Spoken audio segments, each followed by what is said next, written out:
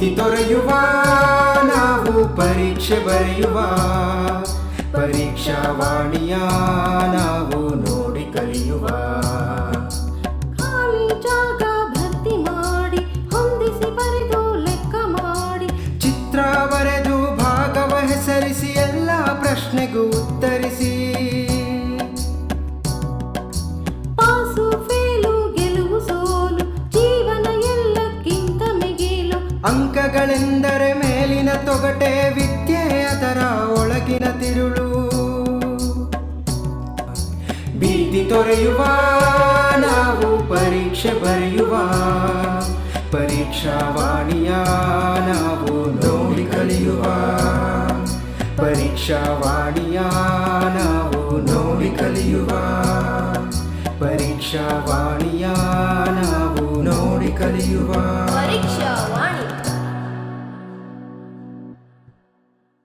ಪ್ರೀತಿಯ ವಿದ್ಯಾರ್ಥಿಗಳೇ, ನಾನು ಸಂತೋಷ್ ಎನ್, ಸಹ ಶಿಕ್ಷಕರು ಶ್ರೀ ಗಂಗಾಧರೇಶ್ವರ ಪ್ರೌಢಶಾಲೆ ಬಾಗಲಗುಂಟೆ. ಇಂದಿನ ತರಗತಿಯಲ್ಲಿ ನಾನು ಸಮಾಜ ವಿಜ್ಞಾನದ ಭಾಗವಾಗಿರುವಂತಹ ಸಮಾಜಶಾಸ್ತ್ರದಲ್ಲಿ ಬರುವಂತಹ 4 ಅಧ್ಯಾಯಗಳ ಬಗ್ಗೆ ನಿಮಗೆ ತಿಳಿಸಲಿಕ್ಕೆ ಇಷ್ಟಪಡ್ತೀನಿ. ಅದರಲ್ಲಿ ಮೊದಲನೇ ಅಧ್ಯಾಯ ಸಾಮಾಜಿಕ ಸ್ತರವಿನ್ಯಾಸ, ಎರಡನೇ ಅಧ್ಯಾಯ ದುಡಿಮೆ, ಸಾಮಾಜಿಕ ಚಳುವಳಿಗಳು ಮತ್ತು ಸಾಮಾಜಿಕ ಸಮಸ್ಯೆಗಳು ಎನ್ನುವ 4 ಅಧ್ಯಾಯಗಳನ್ನು ಈ ದಿನದ ಅವಧಿಯಲ್ಲಿ ನಾನು ನಿಮಗೆ ತಿಳಿಸಿಕೊಡ್ತೀನಿ. ಅದರಲ್ಲಿ ಮೊದಲನೇ ಅಧ್ಯಾಯ ಬಂದು ಸಾಮಾಜಿಕ ಸ್ತರವಿನ್ಯಾಸ. ಸಾಮಾಜಿಕ ಸ್ತರವಿನ್ಯಾಸ ಈ ಅಧ್ಯಾಯದಲ್ಲಿ ನಾವು ತಿಳಿದುಕೊಳ್ಳಬೇಕಾಗಿರುವಂತಹ ಅಂಶಗಳು ಯಾವುದು ಅಂದರೆ ಸಾಮಾಜಿಕ ಅಸಮಾನತೆ. ಈ ಸಾಮಾಜಿಕ ಅಸಮಾನತೆಯಲ್ಲಿ ಬರುವಂತಹ ಶೈಕ್ಷಣಿಕ ಅಸಮಾನತೆ, ಲಿಂಗ ಅಸಮಾನತೆ, ವೃತ್ತಿ, ಆದಾಯ, ಅವಕಾಶಗಳಲ್ಲಿ ವ್ಯತ್ಯಾಸ ಇವುಗಳ ಬಗ್ಗೆ, ಮತ್ತು ಸಾಮಾಜಿಕ ಸ್ತರವಿನ್ಯಾಸ, ಅಸ್ಪೃಶ್ಯತೆ ಒಂದು ಸಾಮಾಜಿಕ ಪಿಡುಗು, ಅಸ್ಪೃಶ್ಯತೆ ನಿವಾರಣಾ ಕಾನೂನು ಕ್ರಮಗಳು, ಈ ಎಲ್ಲ ಅಂಶಗಳನ್ನು ನಾವು ಈ ಅಧ್ಯಾಯದಲ್ಲಿ ತಿಳಿದುಕೊಳ್ಳಬೇಕಾಗಿರುತ್ತೆ. ಇದರಲ್ಲಿ ಮೊದಲನೆಯದಾಗಿ ಸಾಮಾಜಿಕ ಅಸಮಾನತೆ ಅಂತ ಕರಿತೀವಿ. ಸಾಮಾಜಿಕ ಅಸಮಾನತೆ ಅನ್ನುವುದು ಸಾಮಾಜಿಕ ಸ್ತರವಿನ್ಯಾಸ ಅಧ್ಯಯನದಲ್ಲಿ ಬರುವಂತಹ ಮೊದಲನೆಯ ಒಂದು ಅಂಶವಾಗಿರುತ್ತೆ. ಏನು ಸಾಮಾಜಿಕ ಅಸಮಾನತೆ ಅಂದರೆ? ಸಾಮಾಜಿಕ ಅಸಮಾನತೆ ಅಂದರೆ ವ್ಯಕ್ತಿಗಳು ಸಮಾಜದಲ್ಲಿ ವಿವಿಧ ಲಕ್ಷಣಗಳ ಆಧಾರದಲ್ಲಿ, ಅಂದರೆ ಲಿಂಗ, ಜಾತಿ, ವೃತ್ತಿ, ವರ್ಗ ಮತ್ತು ಜನಾಂಗ ಇತ್ಯಾದಿಗಳಲ್ಲಿ ಶ್ರೇಣೀಕರಣಗೊಂಡಿರುತ್ತಾರೆ ಎನ್ನುವುದನ್ನು ಸಾಮಾಜಿಕ ಅಸಮಾನತೆಯು ಸೂಚಿಸುತ್ತೆ. ಅಂದರೆ ಸಮಾಜದಲ್ಲಿರುವಂತಹ ಎಲ್ಲ ಜನರನ್ನು ಕೂಡ ಜಾತಿ, ಧರ್ಮ, ಲಿಂಗ, ವಿದ್ಯಾಭ್ಯಾಸ, ಅವರ ಶೈಕ್ಷಣಿಕ ಮತ್ತು ರಾಜಕೀಯ ಅವಕಾಶಗಳಲ್ಲಿ ಅವರ ವ್ಯತ್ಯಾಸಗಳನ್ನು ಕಾಣ್ತೀವಿ. ಇವೆಲ್ಲವೂ ಕೂಡ ಸಾಮಾಜಿಕ ಅಸಮಾನತೆ ಎನ್ನೋದು ಈ ಅಧ್ಯಯನದಲ್ಲಿ ನಾವು ತಿಳ್ಕೋಬೇಕಾಗಿರುತ್ತೆ. ಹಾಗೆ ಸಾಮಾಜಿಕ ಅಸಮಾನತೆ ಅಂತಕ್ಕಂಥದ್ದು ಯಾವ ಯಾವ ರೂಪಗಳಲ್ಲಿ ಕಂಡುಬರುತ್ತೆ ಅನ್ನೋದಾದರೆ, ಸಾಮಾಜಿಕ ಅಸಮಾನತೆಯು ಆದಾಯದ ಮೂಲಗಳಲ್ಲಿ ಅಸಮಾನತೆಯನ್ನು ನೋಡ್ತೀವಿ. ಆದಾಯದ ಮೂಲಗಳು ಅಂದರೆ ಒಂದೇ ಕುಟುಂಬದಲ್ಲಿ ವಾಸಿಸುವಂತಹ ಎಲ್ಲ ವ್ಯಕ್ತಿಗಳ ಸಮಾನತೆ, ಅಂದರೆ ಆದಾಯದ ಮೂಲ ಒಂದೇ ಆಗಿರುವುದಿಲ್ಲ. ಅವರು ಪಡೆಯುವಂತಹ ಸಂಬಳದ ಆಧಾರದ ಮೇಲೆ ಒಂದೇ ಕುಟುಂಬದ ಒಂದೇ ಸಮುದಾಯದ ವ್ಯಕ್ತಿಗಳನ್ನು ನಾವು ಶ್ರೇಣೀಕರಣಗೊಳಿಸ್ತೀವಿ. ಅಲ್ಲಿ ಹೆಚ್ಚಿಗೆ ಸಂಬಳ ಪಡೆದವರು ಉನ್ನತ ಉದ್ಯೋಗ, ಉನ್ನತ ಸ್ಥಾನವನ್ನು ಗಳಿಸಿಕೊಂಡ್ರೆ, ಕಡಿಮೆ ಸಂಬಳವನ್ನು ಪಡಿತಕ್ಕಂಥವರು ಕಡಿಮೆ ಸ್ಥಾನದಲ್ಲಿ ಗುರುತಿಸ್ಕೊತಾರೆ. ಈ ಆದಾಯದಲ್ಲೂ ಕೂಡ ಸಾಮಾಜಿಕ ಅಸಮಾನತೆಯನ್ನು ನಾವು ಕಾಣ್ತೀವಿ. ಎರಡನೇದು ಶೈಕ್ಷಣಿಕ ಮತ್ತು ವೃತ್ತಿ ಅವಕಾಶಗಳು. ಅಂದರೆ ನಾವು ಪಡ್ಕೊತಾ ಇರ್ತಕ್ಕಂಥ ಶಿಕ್ಷಣ ಮತ್ತು ನಾವು ಮಾಡ್ತಾ ಇರ್ತಕ್ಕಂಥ ವೃತ್ತಿಯಲ್ಲಿ ಅವಕಾಶಗಳ ಎಲ್ಲಿ ಅಸಮಾನತೆ ಇರ್ತಕ್ಕಂಥ ನೋಡ್ತೀವಿ. ಎಲ್ಲ ವಿದ್ಯಾರ್ಥಿಗಳು, ಭಾರತದಲ್ಲಿರುವಂತಹ ಎಲ್ಲ ವಿದ್ಯಾರ್ಥಿಗಳಿಗೂ ಕೂಡ ಏಕರೂಪವಾದಂತಹ ಶಿಕ್ಷಣ, ಗುಣಮಟ್ಟದ ಶಿಕ್ಷಣ ಪಡ್ಕೊಳ್ಳೋಕ್ಕೆ ಸಾಧ್ಯವಾಗಿಲ್ಲ. ಅದೇ ರೀತಿ ಅವಕಾಶಗಳಲ್ಲೂ ಕೂಡ ವಂಚಿತರಾಗದಿರ್ತಾದರೆ ಇದು ಕೂಡ ಸಾಮಾಜಿಕ ಅಸಮಾನತೆಯ ಎರಡನೇ ಭಾಗವಾಗಿರುತ್ತೆ. ಮುಂದಿನದಾಗಿ ಆರೋಗ್ಯದ ಸೌಲಭ್ಯಗಳಲ್ಲಿ ಅಸಮಾನತೆ ಇರುತ್ತೆ. ಉಳ್ಳವರು ತಮಗೆ ಬೇಕಾದಂತಹ ಎಲ್ಲ ಸೌಕರ್ಯಗಳನ್ನು, ಹಣವನ್ನು ವೆಚ್ಚ ಮಾಡುವುದರ ಮುಖಾಂತರ ಅವರು ಆರೋಗ್ಯದ ಸೇವೆಗಳನ್ನು ಪಡ್ಕೊತಾರೆ.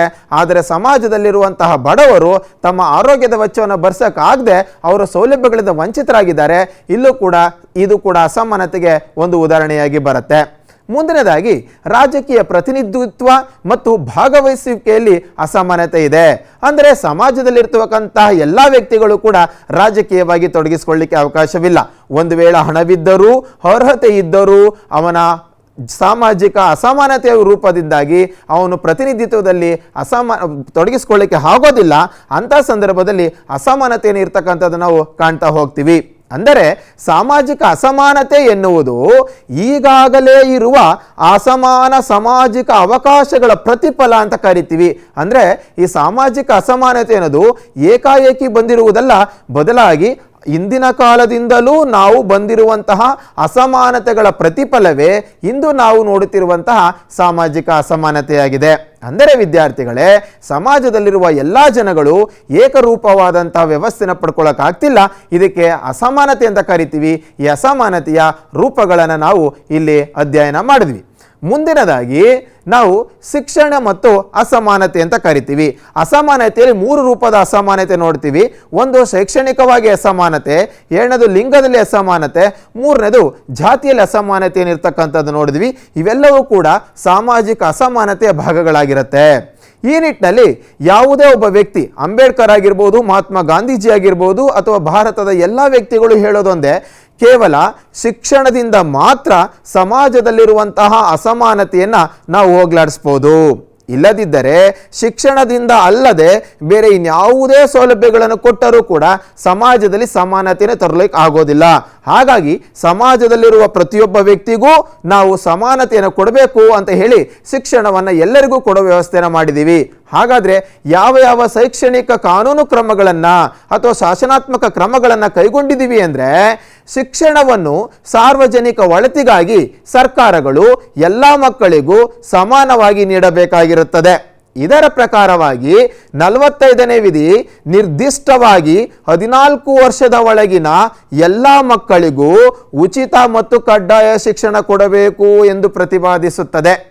ಹಾಗೆ ಮುಂದುವರೆದು 6ರಿಂದ 14 ವರ್ಷದ ಒಳಗಿನ ಎಲ್ಲ ಮಕ್ಕಳಿಗೂ ಉಚಿತ ಮತ್ತು ಕಡ್ಡಾಯ ಶಿಕ್ಷಣ ಮಕ್ಕಳ ಮೂಲಭೂತ ಹಕ್ಕು ಎಂದು ಸಂವಿಧಾನದ 21ನೇ ವಿಧಿ ನಮಗೆ ಸ್ಪಷ್ಟಪಡಿಸುತ್ತೆ.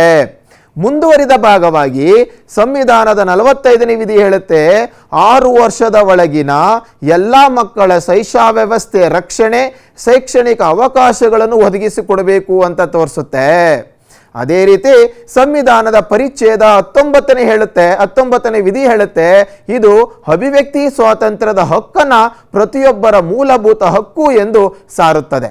ಇದೇ ಸಂದರ್ಭದಲ್ಲಿ ಈ ಹಿನ್ನೆಲೆಯಲ್ಲಿ 29ನೇ ವಿಧಿ ಅಲ್ಪಸಂಖ್ಯಾತರ ಸಾಂಸ್ಕೃತಿಕ ಹಕ್ಕುಗಳಿಗೆ ರಕ್ಷಣೆಯನ್ನು ಕೊಡ್ತಾ ಬಂದಿದೆ. ಹೀಗೆ ನಾವು ಎಲ್ಲ ಅವಕಾಶಗಳನ್ನು ಕೊಡೋದ್ರ ಮುಖಾಂತರ ಶೈಕ್ಷಣಿಕವಾಗಿ ಎಲ್ಲರನ್ನೂ ಕೂಡ ಸಮಾನವಾಗಿ ಅವಕಾಶವನ್ನು ಪಡ್ಕೊಳ್ಳಿಕ್ಕೆ ಭಾರತ ಸರ್ಕಾರ ಪ್ರಯತ್ನ ಪಟ್ಟಿದೆ. ಇದರಲ್ಲಿ ಎರಡನೇ ಒಂದು ಅಸಮಾನತೆ ನೋಡಿದ್ರೆ ಅದನ್ನು ನಾವು ಲಿಂಗತ್ವ ಅಸಮಾನತೆ ಅಂತ ಕರಿತೀವಿ. ಲಿಂಗತ್ವ ಅಸಮಾನತೆ ಅಂದರೆ ಭಾರತದಲ್ಲಿರ್ತಕ್ಕಂಥ ಜನಗಳನ್ನು ಶ್ರೇಣೀಕರಿಸಿರೋದ್ರೊಳಗಡೆ ಧರ್ಮ, ಜಾತಿ, ಲಿಂಗ, ಅಂತಸ್ತು ಎಲ್ಲವುಗಳಲ್ಲೂ ಕೂಡ ಅವರನ್ನು ವರ್ಗೀಕರಿಸಿದ್ದೀವಿ. ಅದರಲ್ಲಿ ಲಿಂಗದ ಆಧಾರದ ಮೇಲೆ ಜನಗಳಿಗೆ ಅವಕಾಶ ಇಲ್ಲದೆ ಇರತಕ್ಕಂಥದ್ದು, ಸ್ಥಾನ ಸಿಗುವುದು, ಸ್ಥಾನ ಸಿಗದೇ ಇಲ್ಲದೆ ಇರತಕ್ಕಂಥದ್ದು, ಸಮಾಜದಲ್ಲಿ ಮನ್ನಣೆ, ಸಮಾಜದಲ್ಲಿ ತಿರಸ್ಕರಣೆ ಇರ್ತಕ್ಕಂಥದ್ದು ನೋಡಿದ್ದೀವಿ. ಇದನ್ನು ಲಿಂಗತ್ವ ಅಸಮಾನತೆ ಅಂತ ಕರಿತಾ ಹೋಗ್ತೀವಿ. ಭಾರತ ಒಂದು ಪುರುಷ ಪ್ರಧಾನ ದೇಶ. ಈ ಸಂದರ್ಭದಲ್ಲಿ ಭಾರತದಲ್ಲಿ ಪುರುಷರಿಗೆ ಹೋಲಿಸಿದರೆ ಮಹಿಳೆಯರಿಗೆ ಪ್ರಾತಿನಿಧ್ಯತೆ ಕಡಿಮೆ ಇದೆ. ಇಂಥ ಸಂದರ್ಭದಲ್ಲಿ ಭಾರತದ ಅರ್ಧದಷ್ಟು ಜನಸಂಖ್ಯೆ ಇರುವಂತಹ ಮಹಿಳೆಯರು ಪ್ರಾತಿನಿಧ್ಯತೆಗಳನ್ನು ಕಳ್ಕೊಂಡಿದ್ದಾರೆ. ಅದನ್ನು ನಾವು ಅಸಮಾನತೆಯಲ್ಲಿ ನೋಡ್ತಾ ಹೋಗ್ತೀವಿ. ಹೀಗೆ ಶಾಲಾ ಭಾಗವಹಿಸುವಿಕೆಯಲ್ಲಿ ಮತ್ತು ಆಹಾರ, ಆರೋಗ್ಯ ಸೌಲಭ್ಯಗಳನ್ನು ಪಡೆಯುವಲ್ಲಿ ಲಿಂಗ ಅಸಮಾನತೆಯನ್ನು ನಾವು ಕಾಣಬಹುದು. ಅಂದರೆ ಯಾವುದೇ ಒಬ್ಬ ವಿದ್ಯಾರ್ಥಿ ಮತ್ತು ವಿದ್ಯಾರ್ಥಿನಿ ಶಾಲೆಯಲ್ಲಿ ಆಹಾರ, ಆರೋಗ್ಯ, ಸರ್ಕಾರದ ಸೌಲಭ್ಯಗಳು, ಕುಟುಂಬದಲ್ಲಿ ಪಡೆದುಕೊಳ್ಳಬೇಕಾಗಿರ್ತಕ್ಕಂಥ ಪ್ರಾತಿನಿಧ್ಯ ಎಲ್ಲವುಗಳಲ್ಲೂ ಕೂಡ ವ್ಯತ್ಯಾಸ ಇದೆ. ಇವೆಲ್ಲವನ್ನು ಕೂಡ ನಾವು ಲಿಂಗ ಅಸಮಾನತೆ ಅಂತ ನಾವು ಕಾಣ್ತಾ ಹೋಗ್ತೀವಿ. ಇದರಲ್ಲಿ ಮುಂದಿನದಾಗಿ ಮೂರನೇದ ಅಂಶಕ್ಕೆ ಹೋದರೆ ಸಾಮಾಜಿಕ ಸ್ತರ ವಿನ್ಯಾಸ ಅಂತಕ್ಕಂಥದ್ದು ನೋಡ್ತೀವಿ. ಏನು ಸಾಮಾಜಿಕ ಸ್ತರ ವಿನ್ಯಾಸ ಅಂದರೆ, ಸಮಾಜದಲ್ಲಿ ಇರುವ ಜನರನ್ನು ವಿಭಿನ್ನ ಸ್ತರಗಳಾಗಿ ವರ್ಗೀಕರಿಸುವ ವ್ಯವಸ್ಥೆಗೆ ಅಥವಾ ಅವರನ್ನು ಏಣಿ ಶ್ರೇಣಿಗಳಿಂದ ವಿಭಿನ್ನ ಸ್ಥಾನಗಳಲ್ಲಿ ವಿಭಾಗಿಸುವ ಕ್ರಮವೇ ಸಾಮಾಜಿಕ ಸ್ತರ ವಿನ್ಯಾಸ ಎಂದು ಸರಳವಾಗಿ ನಾವು ಹೇಳಬಹುದು. ಸಾಮಾಜಿಕ ಸ್ತರ ವಿನ್ಯಾಸ ಅಂದರೆ ಸಮಾಜದಲ್ಲಿ ಇರ್ತಕ್ಕಂಥ ಜನಗಳನ್ನು ಮೇಲು ಕೀಳು ಅಥವಾ ಉನ್ನತಿ ಮತ್ತು ಕೆಳ ಹಂತದಲ್ಲಿ ಸಮಾಜವನ್ನು ವಿಭಾಗ ಮಾಡ್ತಾ ಹೋಗ್ತೀವಿ. ಇದನ್ನು ನಾವು ಸಾಮಾಜಿಕ ಸ್ತರ ವಿನ್ಯಾಸ ಅಂತ ನಾವು ಕರಿತಾ ಹೋಗ್ತೀವಿ. ಹಾಗೆ ಸಾಮಾಜಿಕ ಸ್ತರ ವಿನ್ಯಾಸದ ಲಕ್ಷಣಗಳು ಯಾವುವು ಅಂತ ನೋಡೋಣ.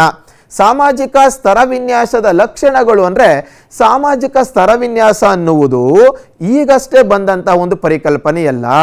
ಬದಲಾಗಿ ಇದು ತುಂಬ ನಮ್ಮ ಈ ಒಂದು ಭೂಮಿ ಅಥವಾ ಒಂದು ನಾಗರಿಕತೆ ಅನ್ನೋದು ಬಂತೋ ಅಲ್ಲಿಂದ ಹಿಡಿದು ಇಂದಿನ 21ನೇ ಶತಮಾನದವರೆಗೂ ಇರುವಂತಹ ಸಮಾಜದಲ್ಲಿ ಇರತಕ್ಕಂಥ ಒಂದು ವ್ಯವಸ್ಥೆ. ಇಂಥ ಒಂದು ಸಾಮಾಜಿಕ ಸ್ತರ ವಿನ್ಯಾಸದ ಲಕ್ಷಣಗಳು ಯಾವುದಪ್ಪ ಅಂದರೆ ನಾವು 4 ರೀತಿಯ ಲಕ್ಷಣಗಳನ್ನು ಕಾಣ್ತಾ ಹೋಗ್ತೀವಿ. ಅದರಲ್ಲಿ ಮೊದಲನೇದು ಸಾಮಾಜಿಕವಾದದ್ದು, ಎರಡನೇದಾಗಿ ಸಾಮಾಜಿಕ ಸ್ತರ ವಿನ್ಯಾಸವು ಸರ್ವವ್ಯಾಪಕವಾದದ್ದು, ಮೂರನೇದಾಗಿ ಸಾಮಾಜಿಕ ಸ್ತರ ವಿನ್ಯಾಸವು ಪುರಾತನವಾದದ್ದು, ನಾಲ್ಕನೇದಾಗಿ ಸಾಮಾಜಿಕ ಸ್ತರ ವಿನ್ಯಾಸವು ವಿವಿಧ ರೂಪಗಳಲ್ಲಿದೆ.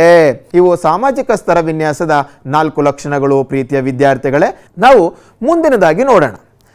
ನಾವು ಶೈಕ್ಷಣಿಕವಾಗಿ ಅಸಮಾನತೆಯನ್ನು ನೋಡಿದ್ವಿ, ಏಳನೇದಾಗಿ ಅಲ್ಲಿ ಲಿಂಗದಲ್ಲಿ ಅಸಮಾನತೆಯನ್ನು ನೋಡ್ತಾ ಹೋದ್ವಿ, ಮೂರನೇದಾಗಿ ಬಂದರೆ ಅಸ್ಪೃಶ್ಯತೆ ಒಂದು ಸಾಮಾಜಿಕ ಪಿಡುಗು. ಅಂದರೆ ಅಸ್ಪೃಶ್ಯತೆ, ಅನ್ಟಚಬಿಲಿಟಿ ಅಂತ ಕರಿತೀವಿ. ಭಾರತದ ಜಾತಿ ವ್ಯವಸ್ಥೆಯಲ್ಲಿ ಈ ಸಾಮಾಜಿಕ ಸ್ತರ ವಿನ್ಯಾಸದಲ್ಲಿ ಭಾರತದಲ್ಲಿರುವ ಜಾತಿ ವ್ಯವಸ್ಥೆಯಲ್ಲಿ ಅಸ್ಪೃಶ್ಯತೆ ಒಂದು ಸಾಮಾಜಿಕ ಪಿಡುಗಾಗಿ ನಾವು ನೋಡ್ತಾ ಇದ್ದೀವಿ. ಇದು ಐತಿಹಾಸಿಕವಾದದ್ದು, ಅಂದರೆ ಪುರಾಣ ಕಾಲದಿಂದಲೂ ಹಿಡಿದು ನಾವು ಅನುಸರಿಸಿಕೊಂಡು ಬಂದಿರತಕ್ಕಂಥ ಒಂದು ಪಿಡುಗು ಪದ್ಧತಿಯಾಗಿದೆ. ಪ್ರೀತಿಯ ವಿದ್ಯಾರ್ಥಿಗಳೇ, ಭಾರತದಲ್ಲಿ ಮೊದಲು ವರ್ಣ ವ್ಯವಸ್ಥೆ ರೂಢಿಯಲ್ಲಿತ್ತು. ವರ್ಣ ವ್ಯವಸ್ಥೆ ಏನು? ವರ್ಣ ವ್ಯವಸ್ಥೆ ಭಾರತದಲ್ಲಿ ಅಥವಾ ಈ ನಮ್ಮ ಸಮಾಜದಲ್ಲಿ ವಾಸ ಮಾಡುವಂತಹ ಜನರನ್ನ 4 ರೀತಿಯಾಗಿ ನಾವು ವರ್ಗೀಕರಣ ಮಾಡ್ಕೊಂಡೋಗಿದ್ವಿ. ಅವರನ್ನ ಬ್ರಾಹ್ಮಣರು ಅಂದರೆ ಯಾರು ಅಧ್ಯಾಪನ ಮತ್ತು ಯಜ್ಞಯಾಗಾದಿಗಳಲ್ಲಿ ತೊಡಗಿಸಿಕೊಂಡಿದ್ದರೋ, ಅದನ್ನೇ ವೃತ್ತಿಯಾಗಿ ಜೀವನವಾಗಿ ಮಾಡಿಕೊಂಡಿದ್ರೋ ಅವ್ರನ್ನ ನಾವು ಬ್ರಾಹ್ಮಣರು ಅಂತ ಕರಿತಿದ್ವಿ. ಇದು ಉನ್ನತ ಶ್ರೇಣಿಯ ಜನಾಂಗ. ಎರಡನೇ ಜನಾಂಗ ಬಂದರೆ ಕ್ಷತ್ರಿಯರು ಅಂತ ಕರಿತಿದ್ವಿ. ಯಾರು ಕ್ಷತ್ರಿಯರು? ಯಾರು ರಾಜ್ಯದ ಆಡಳಿತದಲ್ಲಿ ತೊಡಗಿಸಿಕೊಳ್ಳುತ್ತಿದ್ದರೋ, ಆ ರಾಜ್ಯದ ಆಳ್ವಿಕೆ ನೋಡ್ಕೊಂತಿದ್ರು, ಅವ್ರನ್ನ ಕ್ಷತ್ರಿಯರು ಅಂತ ಕರಿತಾ ಇದ್ವಿ. ಇದು ಸಮಾಜದ ಎರಡನೇ ವರ್ಗವಾಗಿ ಮಾರ್ಪಟ್ಟಿತ್ತು. ಮೂರನೇ ವರ್ಗವಾಗಿ ಬಂದರೆ ವೈಶ್ಯರು ಅಂತ ಕರಿತೀವಿ.